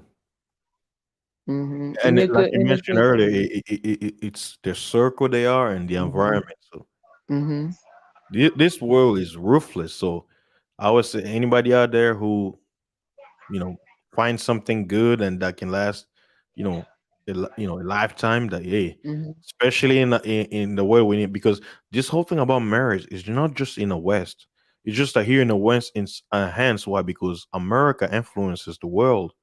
But this whole thing about marriage and all this, it's happening everywhere, even back home. It's happening everywhere. You know, We so spoiled though. My uncle, well, I supposed to had one of the missionaries years ago. They was gonna pay for my trip to go to Africa, but I didn't go. but my uncle had went. He a pastor, and he said, "Let me tell you something."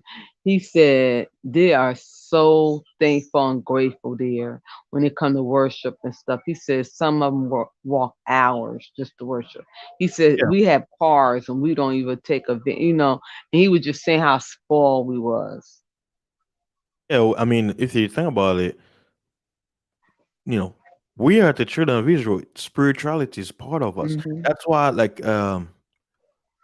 check this out. Like, many Westerners, especially Caucasian people, they Mhm. don't do worship. They So don't. yeah, and you want to know the irony here in San Antonio, one of the largest Catholic church in San Antonio is ran by Congolese priests. Everybody in the leadership are Congolese people. No Mm. American whatsoever run it. Why? Because it's not. It's like, I'll put it this way: the idea of atheism is a modern concept. It never existed before. Mhm. Every race of people and cultures, they all were religious people. But when it comes to Ooh. And let's start back with the Romans. Go ahead. Mhm. Go ahead. Mm. Everybody was religious, but the whole thing about atheism was introduced to basically prepare all, his name is Albert Pike. He said the reason why they introduced atheism is so they could destroy all religions. Where and then Mm. when they do that, people are gonna be. I mean, just look at it. I'm Mhm. telling you, the Bible says in the last days, knowledge shall increase. The question is, Mhm. what kind of knowledge? Because knowledge could be good, could be bad, right? And at the same time, if people are quote unquote becoming unbelieving, what would that lead to? And Mm. if people knew the truth, why is unbelieving rising to the top? That means they didn't know the truth. You know what I'm saying? Like, if you knew the truth, how you gonna walk away from it? You can't. You walk away from lies. So what Right. if it was their plan to give people the lie using what? Psychology, so that when Yeah. you run away to what you call atheism, they get you there too. Right. It's a good cop, bad cop scenario that Satan created. Playing mind games. Psychology. Mm-mm-mm. Yeah. There That's is what it's no all greater about. psychiatrist Mind. than him. Yeah. Yeah. But you know what, Pastor? It's so because the sector. I don't know why you ain't in our sector. I'm in another sector. That's all we talk about religion, um, the gospel and stuff. Yeah, Yeah. I like mean, I I'm have to. everywhere, but usually when it comes to like maybe you can introduce me to those channels. Like usually, what I do is Yeah. I just watch from the clouds. Like I always say, because I come from a way, like, I know most of the time when it comes to religious sectors and stuff like that, like, Hmm. if you don't not speaking, because I understand the use the scripture says be with like-minded people. So usually, because my way of thinking is way different, they don't usually allow us philosophical where you can have like you may We all think outside the box. yeah, yeah, So, and people like us is really like how you saw with television. That it's like I can't fit in. I don't feel I feel like I'm at a place, but it's not that. It's just like our gift that God had given us is a task we have to do. It's different. And see, that's one thing I had to tell people, like when I ministered to them. See, we all had different gifts and talents, but we all doing the same work. We all in the yes, same body. So the eye can't say I don't need an ear. The ear can't say I don't need a leg. And we need one another. You know what I'm saying? And yeah, that's what it's all about. It's not about competition. It's not about titles. It's about being about our father business, winning souls, yes, and a lot of people don't understand that. And like I tell them, a lot of people who had left the church and stuff, gave up. Like I said, you got to realize it's not about you. It's the gift in you, the spirit in you. And once they kill you, then they could kill a whole generation. And I'm yeah, not saying killing you naturally. I'm saying spiritually, mhm, because you got to realize even when you gone, the people you had taught and teach still teaching others. And that's why I said we don't die, we multiply. yeah. That's why even the scripture says they kill one of you, 1,000 more Hmm. grow. Yeah. Out of Yes. one becomes 1,000, and out of 1,000 Two becomes ten 10,000. thousand. Yes. And we, And the angel rejoice over one soul. So this, like I tell a lot of people, get out your feelings. Put your armor on, sharpen up your sword. Because we in a spiritual warfare. We in the last days. You know. Sheila, you want to know another thing about this spiritual warfare? Go ahead. It will, the invisible will become visible. And I say that in one of my old streams. People don't believe it, and I've seen it in dreams and stuff like that. They show you in movies. Why do you think they keep us in cities? They keep us Mm-mm. oblivious to what's outside of us. And what's gonna happen is because you know how they say, what they say, if a tree fall in the forest, Do did it it really still make a fall? sound? So the thing is, if we're living here, how do we know there is not a cyclops in the forest? How do you know? You're not there right now, right? So how do you know? Stuff like that, right? Like the things that we cannot see, but the Bible says things that were in a dark, what will be made into the light. And remember, when you read Isaiah 14:12, it talks about, it says when Satan is going to be, when Christ will kick his butt, he says what? We shall look upon him and say, what? Is this the man? This is it. It doesn't say, is this the angel? No, it says, is this the man? Because if we were able to see it, that means it's no longer spiritual, because the way our eyes is made, we cannot mankind cannot see the invisible, right? But I'm gonna ask you something too, since you're going there. If we don't see nothing, okay, you put on your spiritual cap. We don't see nothing in the natural, nothing. No houses, no cars, no nothing. And we just here on earth. What is we seeing? What we dealing with? Huh. We on earth, but we spiritual being. We on earth. We ain't dealing with nothing natural. That means nothing natural exists. We talking about no homes, no cars, no clothes, nothing materialistic, nothing you could see at your natural eyes. What is we dealing with? Hey, that is a deep question. Now I'm asking you, what is we dealing with? I know the answer, but see the spirit gave me this years ago. What is we dealing with? hmm, I would say I can't think of an answer, but I'm I gonna tell you. okay, go ahead. We dealing with demons and angels fighting. Because Okay. you gotta realize we in the spiritual. In the natural, we dealing with houses, we dealing with cars, we dealing with everyday tussle. So you saying we here on earth and we see is nothing natural exists, nothing man made exists, not even us now. And we just here existing on this earth. What is we dealing with? We dealing with demons and angels, spiritual warfare.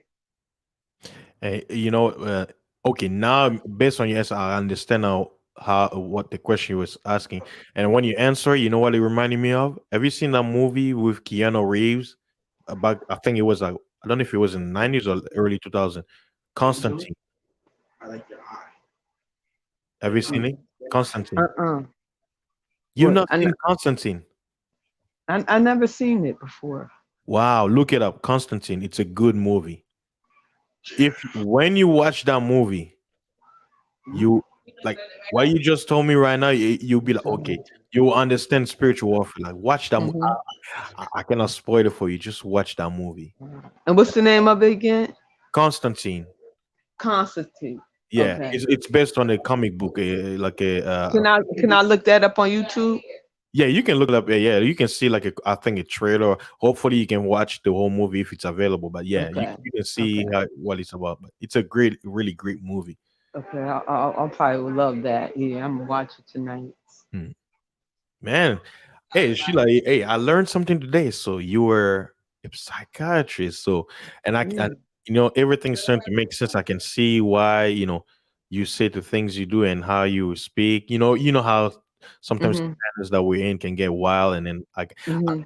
I understand your brain now. And I Like, always come in and be like, well, you know what? Come on. yeah. That's how we get on the panels a lot. Mm. because I know that's not me. Like when you get on it, you it's just that's your sense of humor. That's different. You know what I'm Yeah. saying? Yeah. So, and I don't think I really bring no sense of humor like that to the table. But when it comes to biblical and politics, that's my I love that. Yeah. And that's why I like DJ Kuda because and I always say like my brain anyone who's what people call crazy we connect. Mhm. DJ Kuda he's crazy just like me, and I know But he's sometimes smart. He's yeah. smart though too. hmm he has a lot to say, but and you, that people will be like, oh, you're fasting. Why you? People don't understand. The Most High says, "I will gather the elect to the elect." Hmm. Some people I have connection with, they were I was saying they were not quote unquote what you call it typical Christians, but something has allowed me to be connected to this person. And sometimes I wonder myself, I'm like, why do I still have friendship with this person? It's like you one of those friendship where it doesn't die. It just Hmm. happened, right? There was no agenda or you never planned it. It just like something that seems like a coincidence, but we know there's no such thing as You coincidence. connect in the spirit. Yeah. You connect. Yes, you and his spirit connect. Just like what I call my little brother spirit connect. But you gotta realize too. Um, see, you have to know who is your brother and sister in Christ too. Yes, yes, because it says what there are wolves in sheep's clothing. So just because someone says they're Christian doesn't mean they are who they say they are. Because Hmm. And Jude. then the ones who not even calling themselves a Christians, those still your brothers and sisters because they probably coming a year or later down the line. Oh wow, I don't, faster. You know what? You ever see a person years ago? Yeah, I was working together somewhere, and then all of a sudden, then Christ, you like, well, yeah, all that time you was talking to me. Yeah, I'm saying there and this, that, yeah, because I used to witness a lot and everything and stuff. yeah, Also ordained a couple of people too. So, because yeah, I'm the elder, so I ordain people too, and I do funerals and stuff. So, um, it be like, wow. And I could tell my spirit, I said, that's like one of my uncles. I said, he got a sweet spirit. This is my older uncle. I said, he gonna be saved, and he is now. yeah. Yeah. We Like do me, all I the know Bible study together.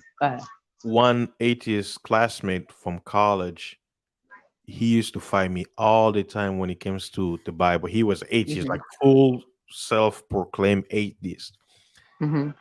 The irony is, years later, he got born again, See? and I was laughing because he was trying to teach me the Bible. I'm like, bro, I've been in this thing all my life. How you gonna turn around and trying to tell me what I've been trying to tell you all these years? Like, but I'll call it, it was entertaining because it's like, yes, I knew more than him, but in a way, the Bible says, not to be too proud. But I was like, you know what? Maybe the Bible says when you teach, you learn. So I was like, maybe Hmm. it's my turn to kind of pay attention. Even though, yes, whoever was teaching him, I knew that, they were giving something that I don't agree with, Hmm. scripture wise. But all I did is I just listened to him. I was like, wow, the irony. You were fighting me all these years. Now, after we went our own way, I moved on with my life, and you find me on Facebook, and then you teach me about God. I was like, what? That's all. Ain't that awesome though? It's so Yeah. you like God, wow. So that's why you gotta let your light shine all the way. You like I said, you never know who looking at you and watching you and hearing you. You know. And then guess what? And then there's some people that I knew were quote unquote hardcore believers. Mhm. Total opposite. Like they're way worse than the atheists. Like they just gone left. And that's what the scripture says that worse is what the it's a better the end at the beginning. Mm. Yeah, and that's why it Mm. says it's gonna be worse for those who knew the way and walked away Yes.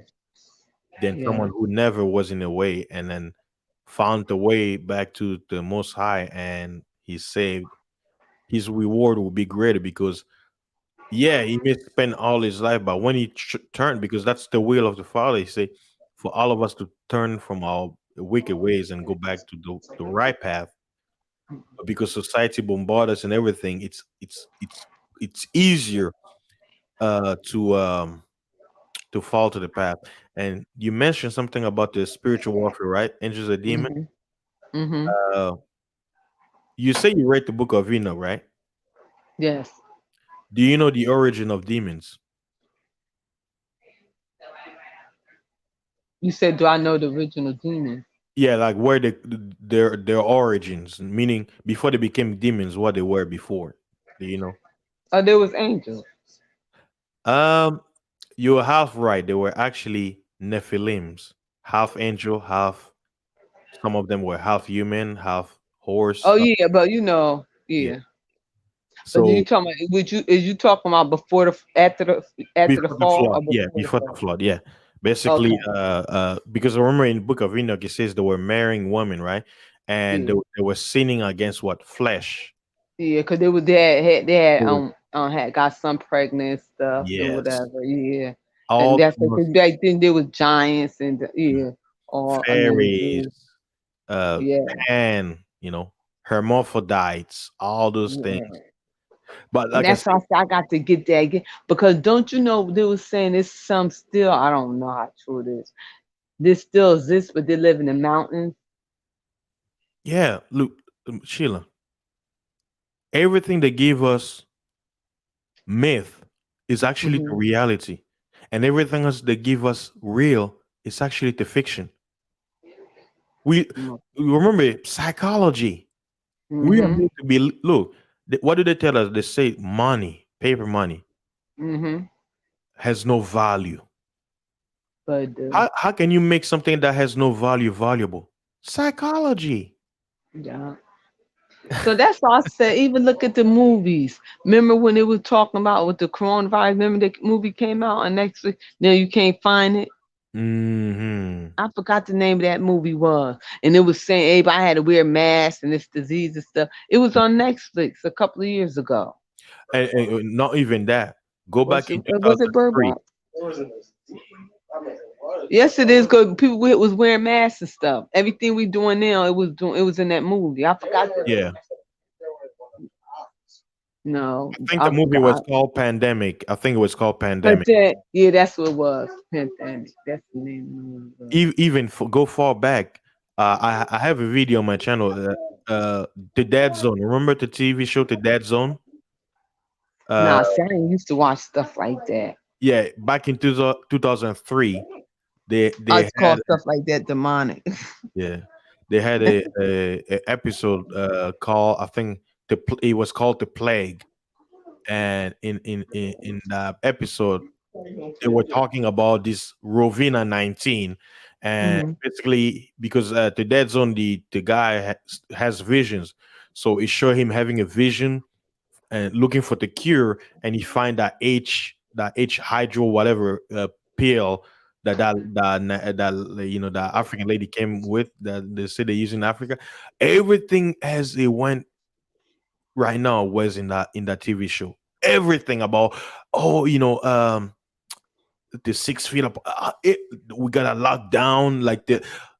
If you watch the episode, Sheila, you're gonna be like, yo, they're making fun of us because all of this is part of the game. They told us they were gonna do this. I'm Wow, sitting yeah. there and I'm like, it's all part of the game. Like Psychology. how a mask on a cloth gonna really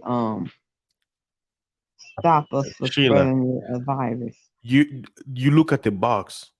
Like I have to be careful because YouTube Hmm. they hate you speaking facts. Hmm. The box literally says that this.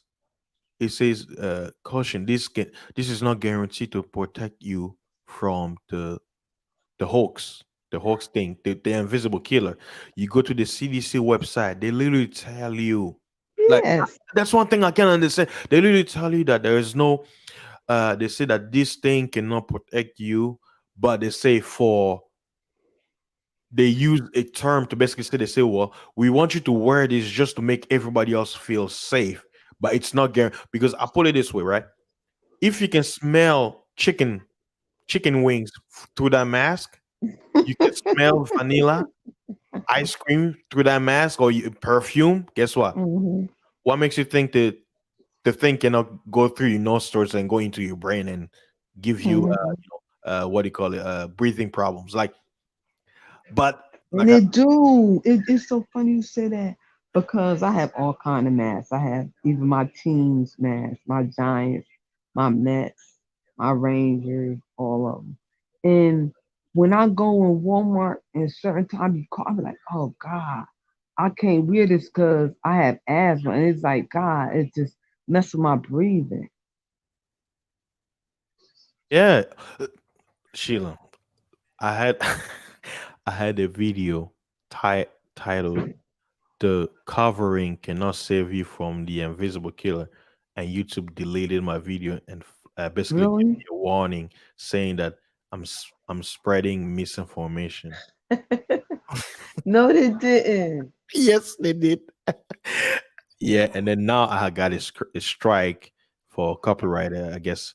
Ah, Uh, you could tell you get a strike on your channel faster. uh, what usually happen is if you get a strike, when you try to log into your account, it give you a screen saying that so and so gave you a strike based on copyright or something, and then it will Um, ask you to repeal it or send the person who gave you the strike, uh, and then it stays they gave me 90 days that the strike is gonna be on my channel.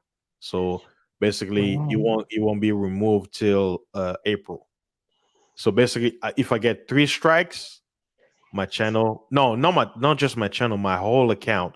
So on my really? account, I have like six channels attached to it. So that means if that account disappears, all those channels gone with it. So you had to start back over. Yeah, basically. But the good thing about it, the copyright basically, I use like I was showing like different videos, and then on one of those videos, I guess the owner didn't. But I'm like, how would he even know? Because my channel has uh I don't have a lot of viewers, so I'm assuming either the algorithm picked it up and send him a message. I don't know. I think they be. I'm be honest, fasting. I think they be certain sectors they be petty and picking with us because now Yeah, with mine, my subscriber I can't get over 540 for nothing, but I'm getting a lot of views for my videos that is not even my subscribers outside. yeah. Guess what? Every week I'm always losing subscribers. Every week, like it will show me like one week it will show me green, right? Hmm. And then the next week, the same amount of people again go down. And I'm like, is YouTube playing like flip flop? Oh, okay, you gain five subscribers, you lose five. You gain seven, you lose seven. You gain Mine's 15, three, you lose two and 15. three. YouTube I'm is like, gonna oh ask no, you a you don't. question. Fasting. Do they always YouTube? Do they always give you Because I got sponsors too, and I told my I said I'll wait until I really get serious with my page because they want me to take this class and they're gonna help me boost up my views and my likes and everything like that. Do they always send you stuff like that? Yeah, YouTube they usually send you like tutorials and all that stuff, but I usually don't pay attention to it. Like I just do my own thing. And if I want to know anything about YouTube, I usually just look it up on the search engine. Uh, I mean those YouTube like training and all that No, stuff. I'm talking about actually Sheila such as because my Facebook page I have like over 5,000. So I have Mm. my own page is like a group. It's gonna be a group. So I get a lot of likes and views and stuff. So I get a lot through Facebook too to tell me I can make money or whatever because I get a lot of like my Facebook is so big like it's comedy and it's so like if I post something I get likes and views like in less than 20 minutes. Yeah, that means you will have to convert your Facebook following into basically they have to log in into YouTube and subscribe. That's another thing when you share on like platforms where people don't But have a it's hard though. It's yeah. like a lot of mine is older people, church people and stuff, and they like little stuff I be saying. But it's hard for them to get them from Facebook to YouTube because a lot of them like, Sheila, I don't know how to do it. Yeah, and that's what I say. Like the downside of YouTube is the best way for you to get people to subscribe is people who frequent YouTube. So they have to be Yeah. all the time. Same thing with Facebook. Like people who frequent Facebook, it's gonna be hard for you to get them to go to Instagram. So depending Mhm. on whatever platform you are in, it's hard to take people out. But that I'll say it comes down to the amount of distraction anyway. Yeah. Yeah. Like if some people like they're on SoundCloud. Like I remember years ago when I was doing music, I was spending a lot of time on SoundCloud. I don't do that anymore. Mhm. So whatever SoundCloud is doing, any upgrade, any cool things they got now, I don't even have Mhm. no idea. But So I'm learning because my nephew here just taught me how to do thumbnails. I don't know how to do thumbnails. So a lot of stuff, cause I'm older too. So yeah, I'm learning. I don't like. I'm liking how you did the marriage, and I was saying to my nephew, I said, "Come here, come here. Look how fast he did his. How he do that?"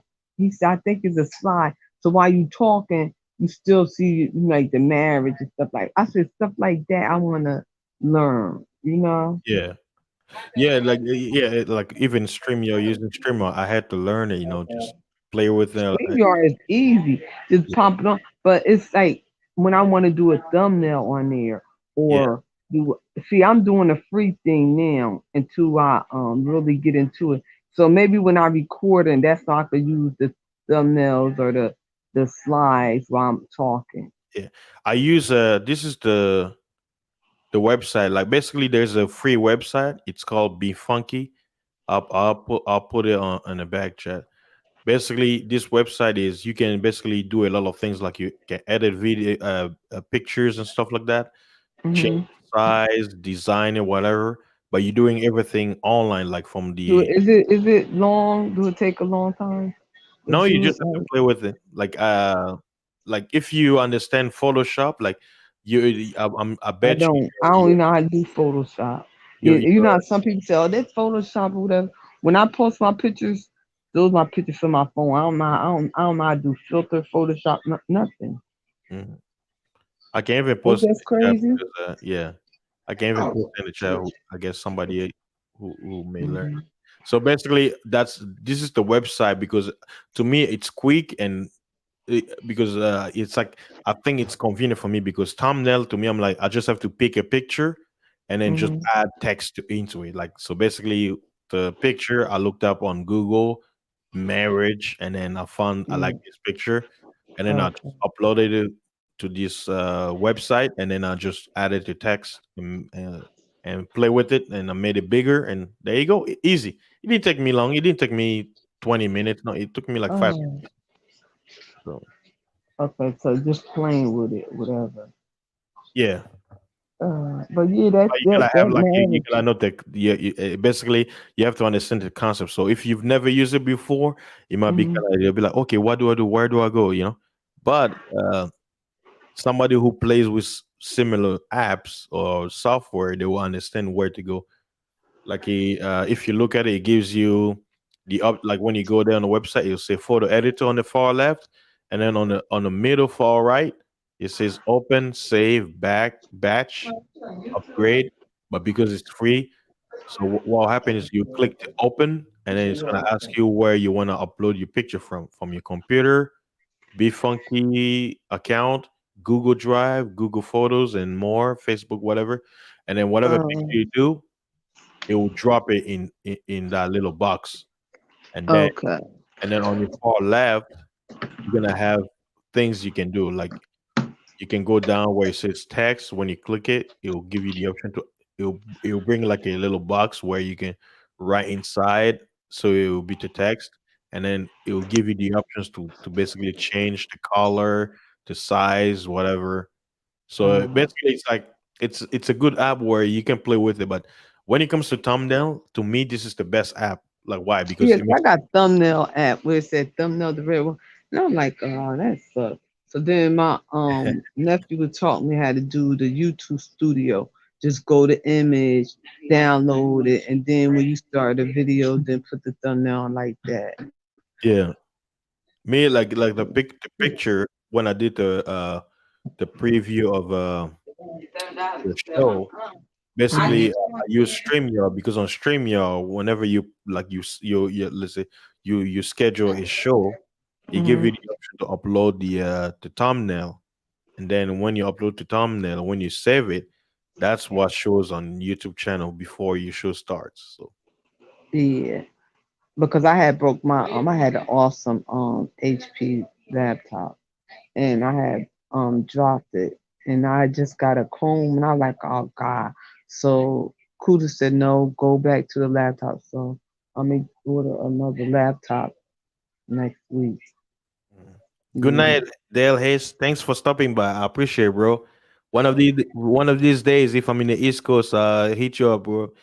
I love meeting all my good people here. Oh, I'm sorry.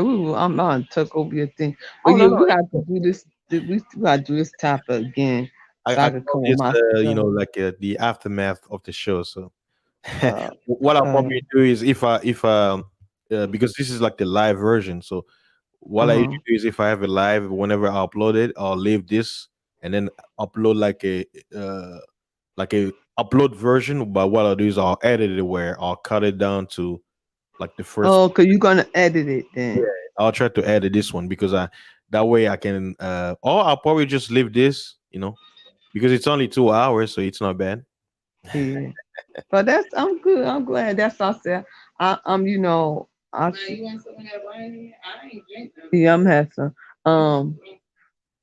That's gee, yeah. So I'm like, yeah, you know what? I said I'm gonna support my small YouTuber because that's what I do anyway. Because I'm a small YouTuber, you know. Just stay in my lane until I build myself up, you know. Hey, it'll happen. Don't worry. Mhm. Slowly but surely, Yeah. it's how it goes. Because I don't want to do drama. I don't want to do talk about people in titles stuff. I want to do, Yeah, encourage and training. stuff like that. Yeah. Yeah, you If know. you think about it, it's what the world wants. Like that's why I tell people, I'm like, sometimes you may get frustrated, but oh man, but it's like you have to understand, like the saying, supply and demand.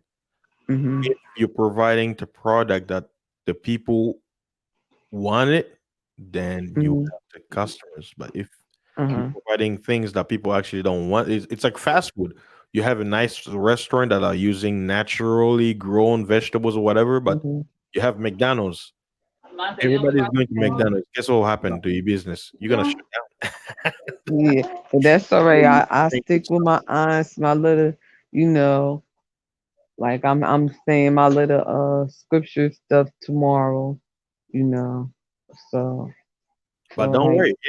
People who are into the Bible, their stuff Mhm. is gonna grow. Why? Because as the world goes downhill, the more real the Bible is gonna look like. Look, I already see it. I'm in the clouds, everywhere. That's why I smile from ear to ear when all these things Mhm. that are happening. I'm telling them, if you have your eyes in Bible prophecy, none of this they're doing, the whole Washington D.C. and all this stuff, none of it matter. Everything we're seeing in the world will become real. What? When That's right. Iran is provoked, according to the Bible prophecy. Iran is the trump card when it comes to the war of Armageddon. Meaning, there are a lot of things that have to happen before Christ's return.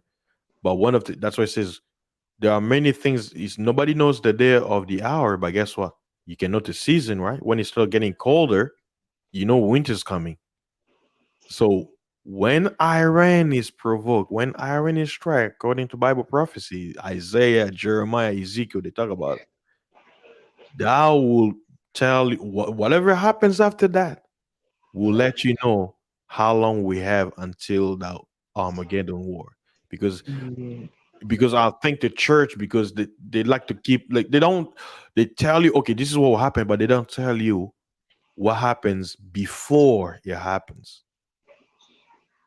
This I this want to do a panel too, yeah. and like the fruits of the spirit, and give each one of y'all and each one of us have like 3 or 4 minutes to speak on that peace, love, joy. I want to do a panel about that Hey, that would be and nice. get different ones. But the sector I am, like a lot of them church people, and I'm gonna ask them. Now I'm gonna let you know. Will you speak on something if I give it to Yeah, you? yeah, yeah. Just Yeah. make. I'm subscribed to you, so whenever you go live, I'll get the notification. Like that And I last gotta time, make you sure the day know, that you you are right that you're Yeah, not driving in an area that it'd be difficult or whatever. yeah, that'd be nice. Yeah, I mean, we yeah. need that because uh I mean, I know a lot of people, especially in this time, they're very stressed out. But we know the They scripture says, are. "Do not be anxious," because Sheila, a lot of people who are dying, I most, said that. look, I most said of them they're that. not dying of a disease; they're dying from stress. Yes. Why? Because Jobs, the fear. law. They're like, Yeah. oh, Their homes. you got the flu, Look, but look. they say, oh, it could be the thing, and then you're getting panicky, your heart beating, and then you die. But they're not gonna say it. They can't say that. They have to give credit to whatever got the people scared, anxious. But Yeah. because I'm not a doctor, who's gonna believe me? I'm just fasting his life. I'm nobody. Yeah. But you know what? But when they click on, then you know what? You never know who in the house. That's why on Facebook I do a lot of nice stuff, creative, fun stuff. Because a lot of people in the hospital, bedridden in a wheelchair and stuff. When they click on, they want to see something positive, something to uplift this spirit. You know, because I have a cousin, she bedridden and she be in pain a lot. She said, Sheila, once I click on your Facebook page and I be having different mind stuff. And she said, you have us thinking or whatever. And she said, and I was just like, wow, my cousin, you know, because I'll ask him a question like this, like I would say, if you have a couple and if the man will go out and cheat on a woman and then the woman find out and she go out cheat, which one's worse? You know, it's different questions like that, you know. Basically, to make people think, to make Yeah, I have them thinking and stuff, and then I had another one. I be doing like food. I was like, okay, well, all the cooks in the house. What is this dish? And it was horrible. It looked like some like a cat eye, this and that. And just like different questions. Then I asked of the Bible, you know, different things of the Bible, whatever, you know. What was Jesus talking about when he was, just different stuff, whatever. I just have him thinking. mm, And I can't bring that on YouTube mm, because, it's a whole different, you know, platform. yeah.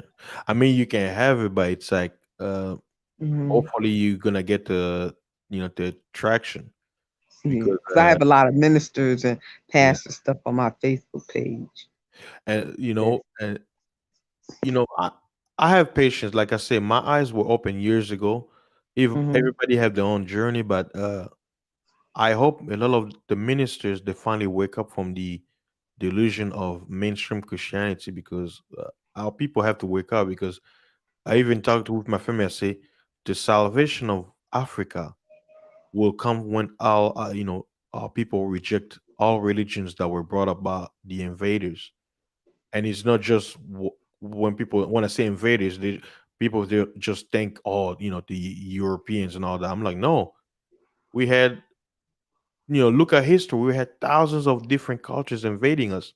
So it's Hmm. not just the quote unquote white man, as people will say. No, we had different tribes. I mean, look at history. You don't think Persia, when they were an empire, they took over Africa too? They were taxing everybody all the way. But you look at history, it tells you that Xerxes had his empire all the way extended to Ethiopia. If they And were I never, in you know what? Ethiopia, they were under their rule. I'm gonna be honest, Bastin.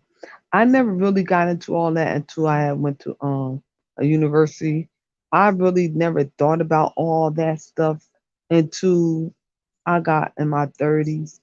Because I didn't go back to school until, my 30s.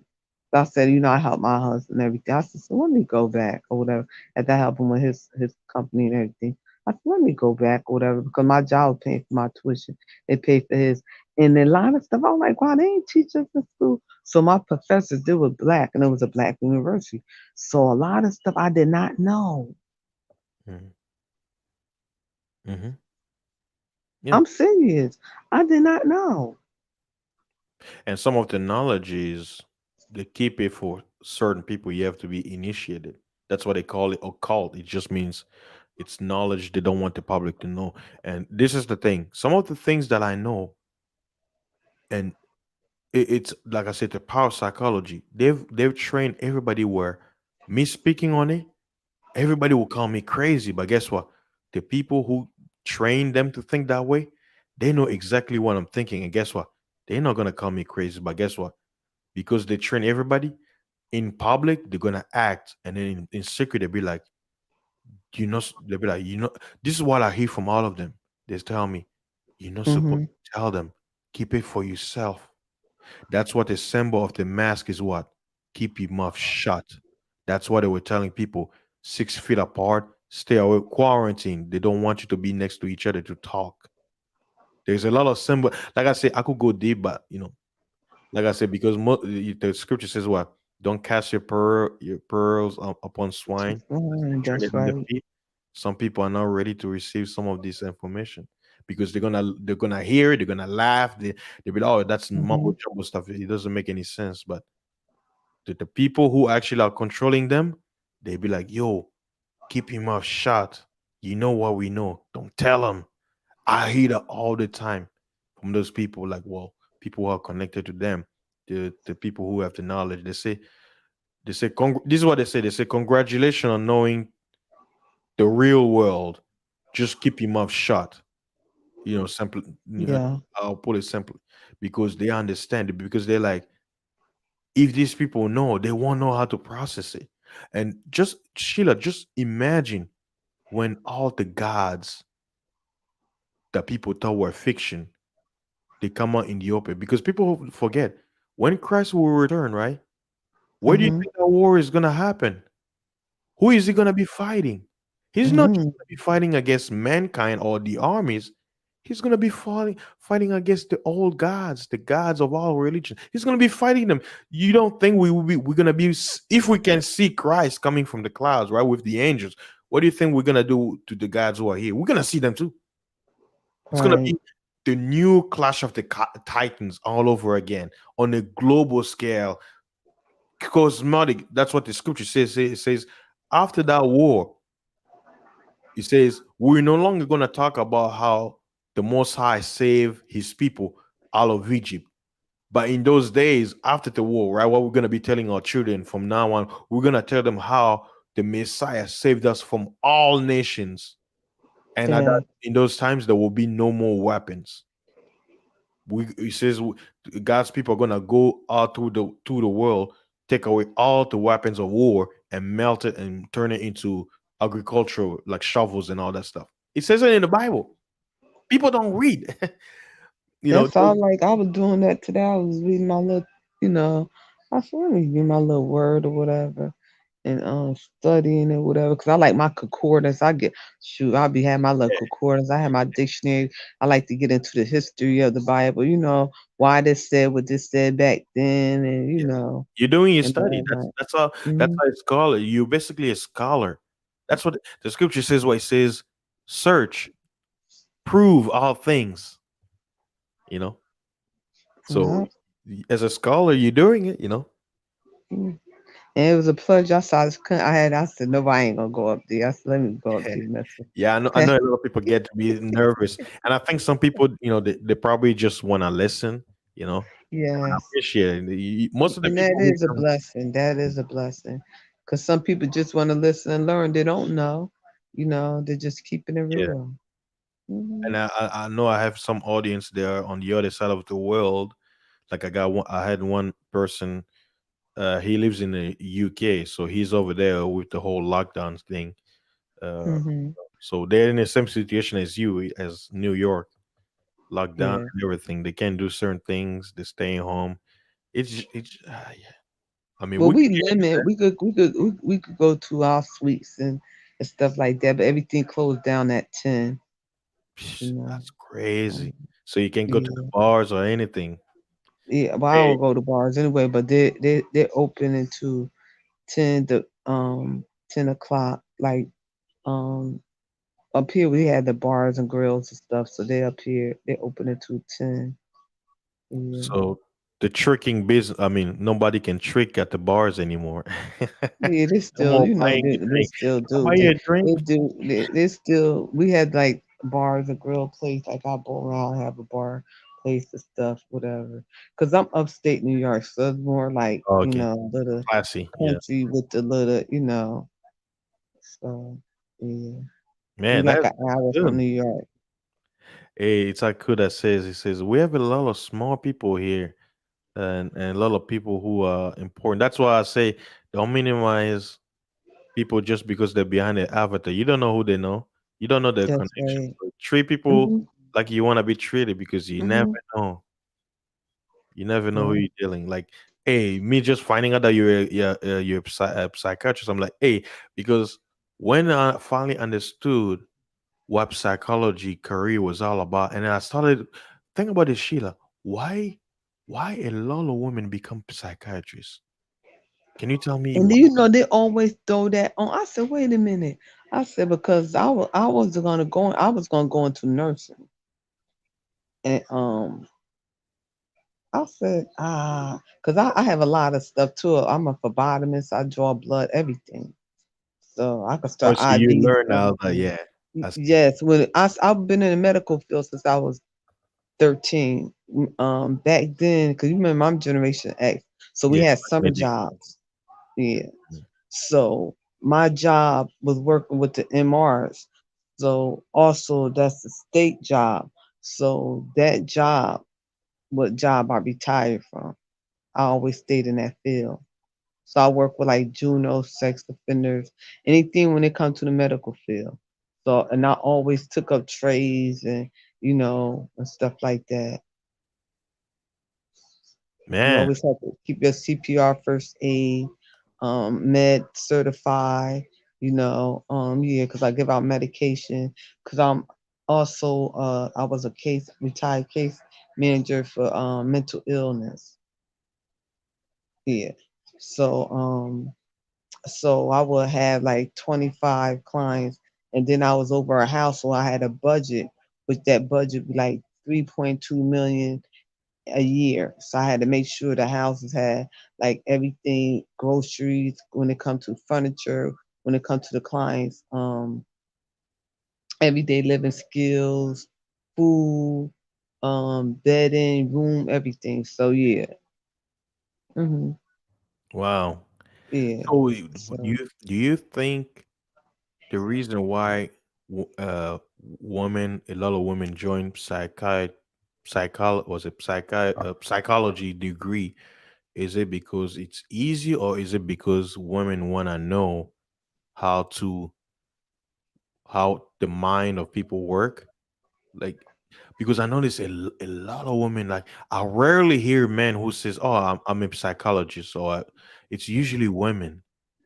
men, let me tell you something. The men's want to know why women do the things they do, and then why they deal with depression.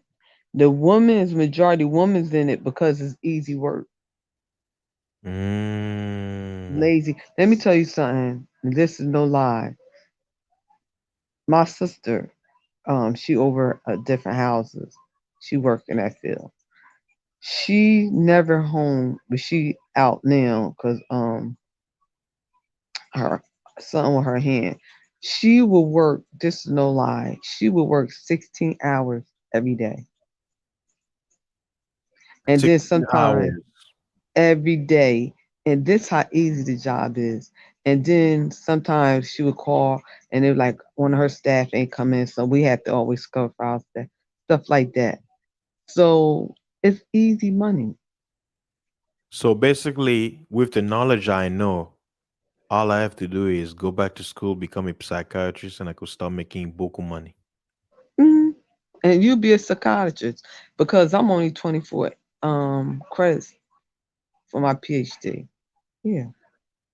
And me, I think they just pushed me because I was already in the field.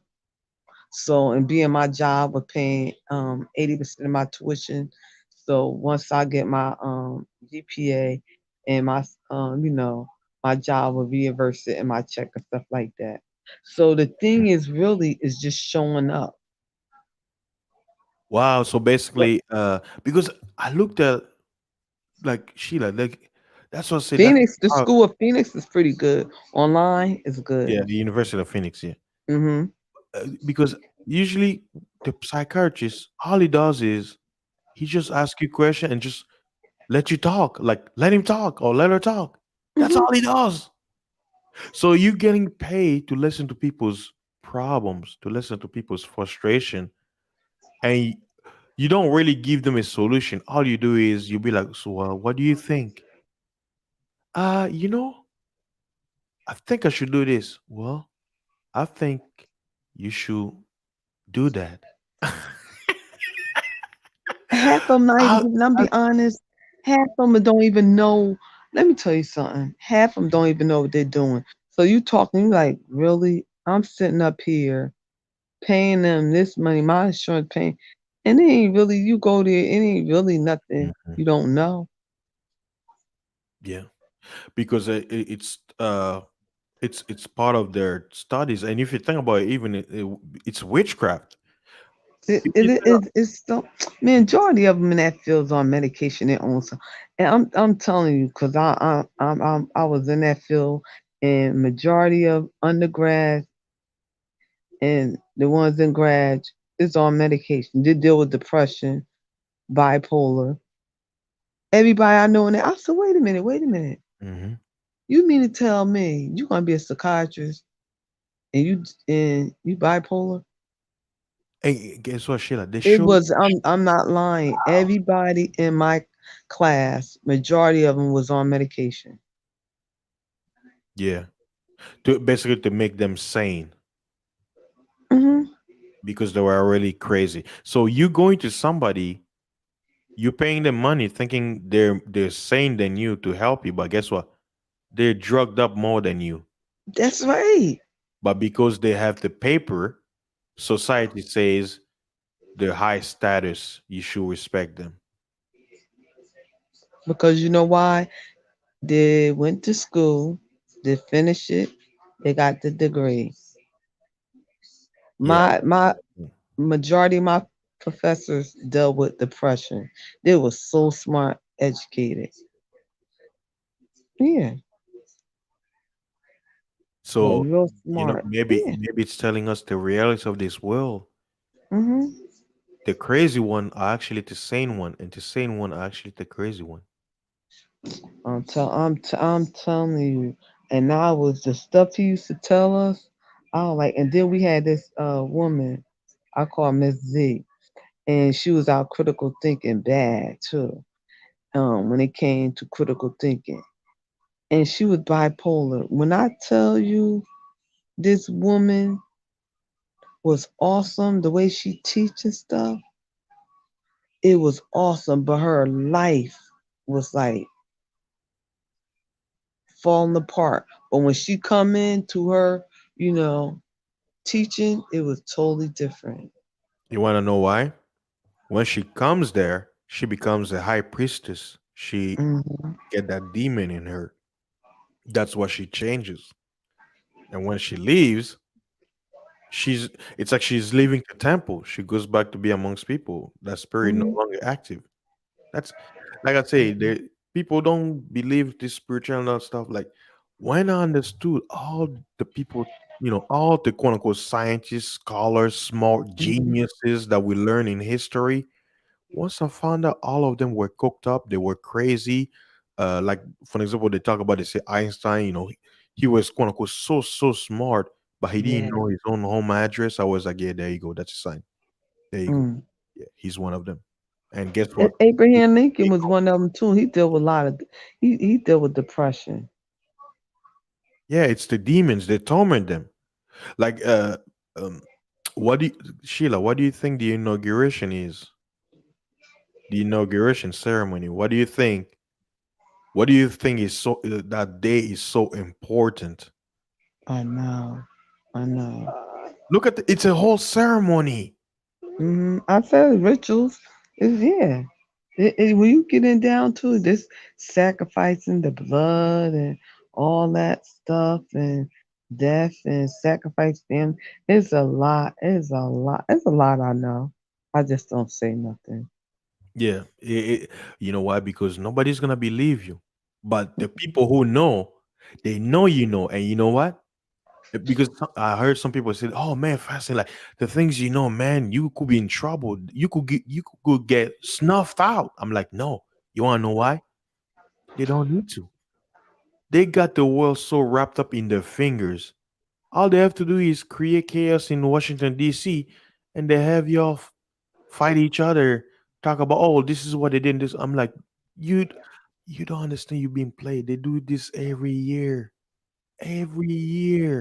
Till you know when my city, they're like, oh God, Sheila, we just like, okay, well, to keep her mouth shut because we know Sheila just gonna tell the then she gonna start this big old riot, this, that, whatever. I'm like, no, you know what? I'm to the point now. I just sit at the table with y'all, say what I had to say. Then I know take care of my family because in the day is the ones you fighting for, those the ones gonna be fighting against you because we's There like you go. crabs in the barrel. They don't believe nothing we say. They will believe somebody else who don't care about you than care, really be for the one who for you. So I just like, you know what? I understand how y'all play the games now. And So I'm Sheila, not running for that's the office. Go sad ahead. thing Hmm. to actually realize. Because some of Hmm. us who already knew, they'll call you sellout, coon, all this stuff. I'm like, bro, I, this is what I tell people. The greatest enemy, the Bible tells you, the greatest enemy will be from among you, from your You own. said your folks will be in your household. So who's that? Your family. So Shit. anybody, if you looking at the enemy from the outside, who's coming from miles away, when the person you just ate breakfast who is got a big old knife about to stab your neck, and you have no idea. Let But me tell you something fast. And wherever channel I go in, wherever I go, I know everything before I get myself in a situation. I'm gonna know their strong points, their weak points, everything. So I'm not getting on no panels, no nothing if I don't know nothing. You know what I'm saying? And that's what I always tell you about. Always know your surroundings. yeah, you have to. The scripture says to be Yeah. vigilant, Hmm. and that's why I'll be looking in the clouds and all that stuff. Like, um, You got to know who you're dealing with. yeah, and not only that, Sheila. This is the thing. I even said it years. I mean, a few months back. I said even when it comes in YouTube, I there are agents that are here. They're paid to spread certain messages, and Mhm. they're very influential. And I'm telling you, that's why I was saying with me. See, I have a lot of politicians and stuff who follow me on YouTube. That's why, yeah, Yeah, yeah, yeah. Hmm. yeah. Detectives and stuff like that. Yeah, And you know what? and judges. Know, and I know, even if I don't have the proof, but Hmm. you can tell.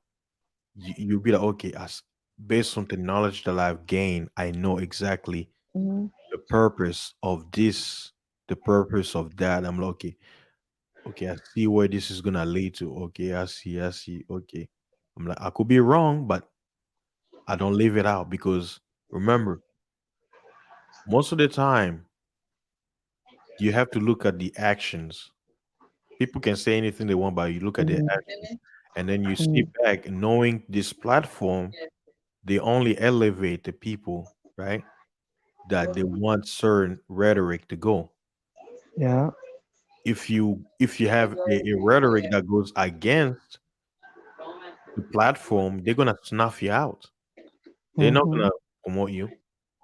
So even when you look at the religious sector, things that people actually need to hear, they'll push it down, and to things that they want the people to hear, that's what they're bringing it out. Like, how in the hell are you gonna be pushing prosperity when we're living in a time where people actually need they don't need to hear about wealth. Like, people are suffering, people are losing everything. You need to give them this spirit of peace of mind. Like, that, Hope.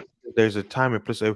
Every why is For you're gonna go for 30 years just teaching about blessings. God is gonna. This is not the time for blessings. The Bible says, in those days, be ready to walk away from everything. So if you're preaching prosperity, but you're in a season of being a pilgrim, leaving everything you own, how you gonna be able to walk away from the physical? You won't, Mhm. because you've been programmed to get attached to your earthly materials. You can't move away with that, with your house that you own. You can't move away with the beautiful cars you have. Are you willing to be like Lot, or are you willing to be like Lot's wife and go? Okay. But you know the sad thing about it, like I was telling one of my sisters in Christ, I said to her, have you ever seen anybody at the gravesite bring a U-Haul and have all their belongings go down the ground with them? She said, I said, so it doesn't care how nice our car is, how big our house is, how much money we have, anything materialistic. The end of the day is all our grave sites gonna be the same size. Yep. And we all go to the same darkness, Yes. death. We all gonna be judged. And then some people say, like I say, the mystery of death is this: everybody who's gone, they never came back. So guess what? When each one of us pass away, that's when we're gonna know. And And only one story we hopefully, know about the rich man and the poor man, remember? yeah, In the yeah. Bible. Mhm. But I'm saying as evidence, because you have to understand the way we live. Yeah. You don't believe in the spiritual. Hmm. So I say the only way you're gonna know is when yourself, who you are, when that day comes and you close those eyes, or some people will have it open, but you give up that last breath where you're trying to keep it in, and that breath Hmm. is like, oh no, you don't. It's time to go. You expire. Whatever happens next, hopefully before that moment you made the right choice, because Yeah. you already know there's no coming back. So guess what? They imagine, let's say, because I know Hollywood, they show us exactly what happened, but like I say, they'll say it's a movie. Imagine you dead, right? And Hmm. you're in the spirit world, but you seeing your body dead there, right? And then the angel that comes, the guardian angel and the angel of the presence, they come there. They be like, okay, your time is over. Uh, you know what you did in your life. Okay, this is where you're going. You can't bargain with them. You can't be like, hey, you know what? I'll give you $1 million. Just give me 5 more minutes so I can tell my cousin this and that. There's no bargaining after that. There is no, oh, you know what? You know what, God? I know you're real. I was wrong. I didn't believe in angels. You're an angel. Oh my God, what's your name? You know what? Please, I look, I'm ready to go, but please allow me to go back for just 5 minutes and tell them this is all real. So in a way, I think I'm assuming maybe the creator made it that way. Why? So that if you want to live the way you want to live, hey, go ahead. But guess what? Once you find out what it is, you have no way of coming back and warning people. So they will. It's kind of like, hey, Hold on, it was on the charge. He had my charger, but it's not. It's charged though. that's how I feel. Yeah. Hello? Go ahead. Pimp Master C, shout out to you. I saw you earlier. You commented. We're having such a good conversation here. So, uh, man, Sheila, I know you're having so much fun over there. What they Yeah. got you drinking? Apple juice? Oh, no, I had ginger ale. I said And they then should giving you she apple just gave juice. me some white wine. You want to throw it out? No, I like I'll sweet drink wine. it. I only Yeah. like sweet wine. If the wine is White. not sweet, I'm not drinking it. It's yeah, sweet white. Yeah. Wait, hold on, get it though, because this charger. I haven't drunk it yet, though. I got on the same thing down. Yeah. Oh no. Yeah. But yeah. So that's what I was doing earlier. I was like reading my little Bible. Then I went to sleep. woke up. Did I feel a life or no? Okay. Fasting. Fasting for Yeah. life or okay. You on the Mace's on. Then I Oh, watch me a and couple of Mrs. on too, huh? Mm, yeah, yeah. But when I get off with you, I'm just gonna be with the family. yeah. Hey, Yeah. but Sheila, hey, I really appreciate you jumping on. Hey, we could be here for hours, I know. I appreciate you too, and I'm gonna let get off and let you talk to your people. And it Yeah. was a pleasure. Yeah, And I you want have to a keep blessed it less than 3 hours. That way, you know how people they hate yeah, because about it's too you. long. Yeah, too long. But All yeah, right. we should have another talk. I mean, I think Yeah. if we do a stream on psychology, it could be Okay. good. Because I know you probably have a lot to say. Maybe in that stream we can Yes. go out loud and talk about some of the books that we read and all that stuff. So that would be Yeah. that would be awesome. I was looking at some of my psychology books from school, and I was like, oh wow, this one ain't get flooded because I know a lot of my books did. Hmm. So yeah, Yeah, that would be nice. Well, hey, not like all right. You have a blessed night, oh, and I'll bless you probably see you too. later Hey, on you DJ too. Kuda. I don't know if he coming on tonight or I whatever. don't know. He's probably gonna sleep since he did 11 hours, Yeah. 9 hours. Oh, that's right. All Yeah, right, fast. You be blessed, and everybody in the you chat. too. Thank you, Okay. Sheila. Okay. Awesome. Thank you. Okay. Right. Good night. Yes. Thank you, everybody who came in. I appreciate y'all stopping by. I know this was an interesting stream. For those of you coming in late, you know, this is the end, like the movie. This is the end. But I know the topic we talked earlier was about is marriage satanic. So if you missed the first hour, you can always go back. Depending if I have time, I could probably split it up. So I'll keep the live in and then upload the first hour so you guys can check it out. So before I go, as a reminder, if you're new to this channel, make sure you like and subscribe and make sure you press that like button and share. And like I said, brothers and sisters, have a great weekend. Be safe. Don't do anything crazy. And because I still want you to have a breath of life tomorrow so I can get to hear from you. So, y'all be safe out there. To all my international people, you know, good morning because it's already daytime over there. You're waking up. So, be safe. And I'll see y'all on another stream. Have a great weekend. Peace and prosperity.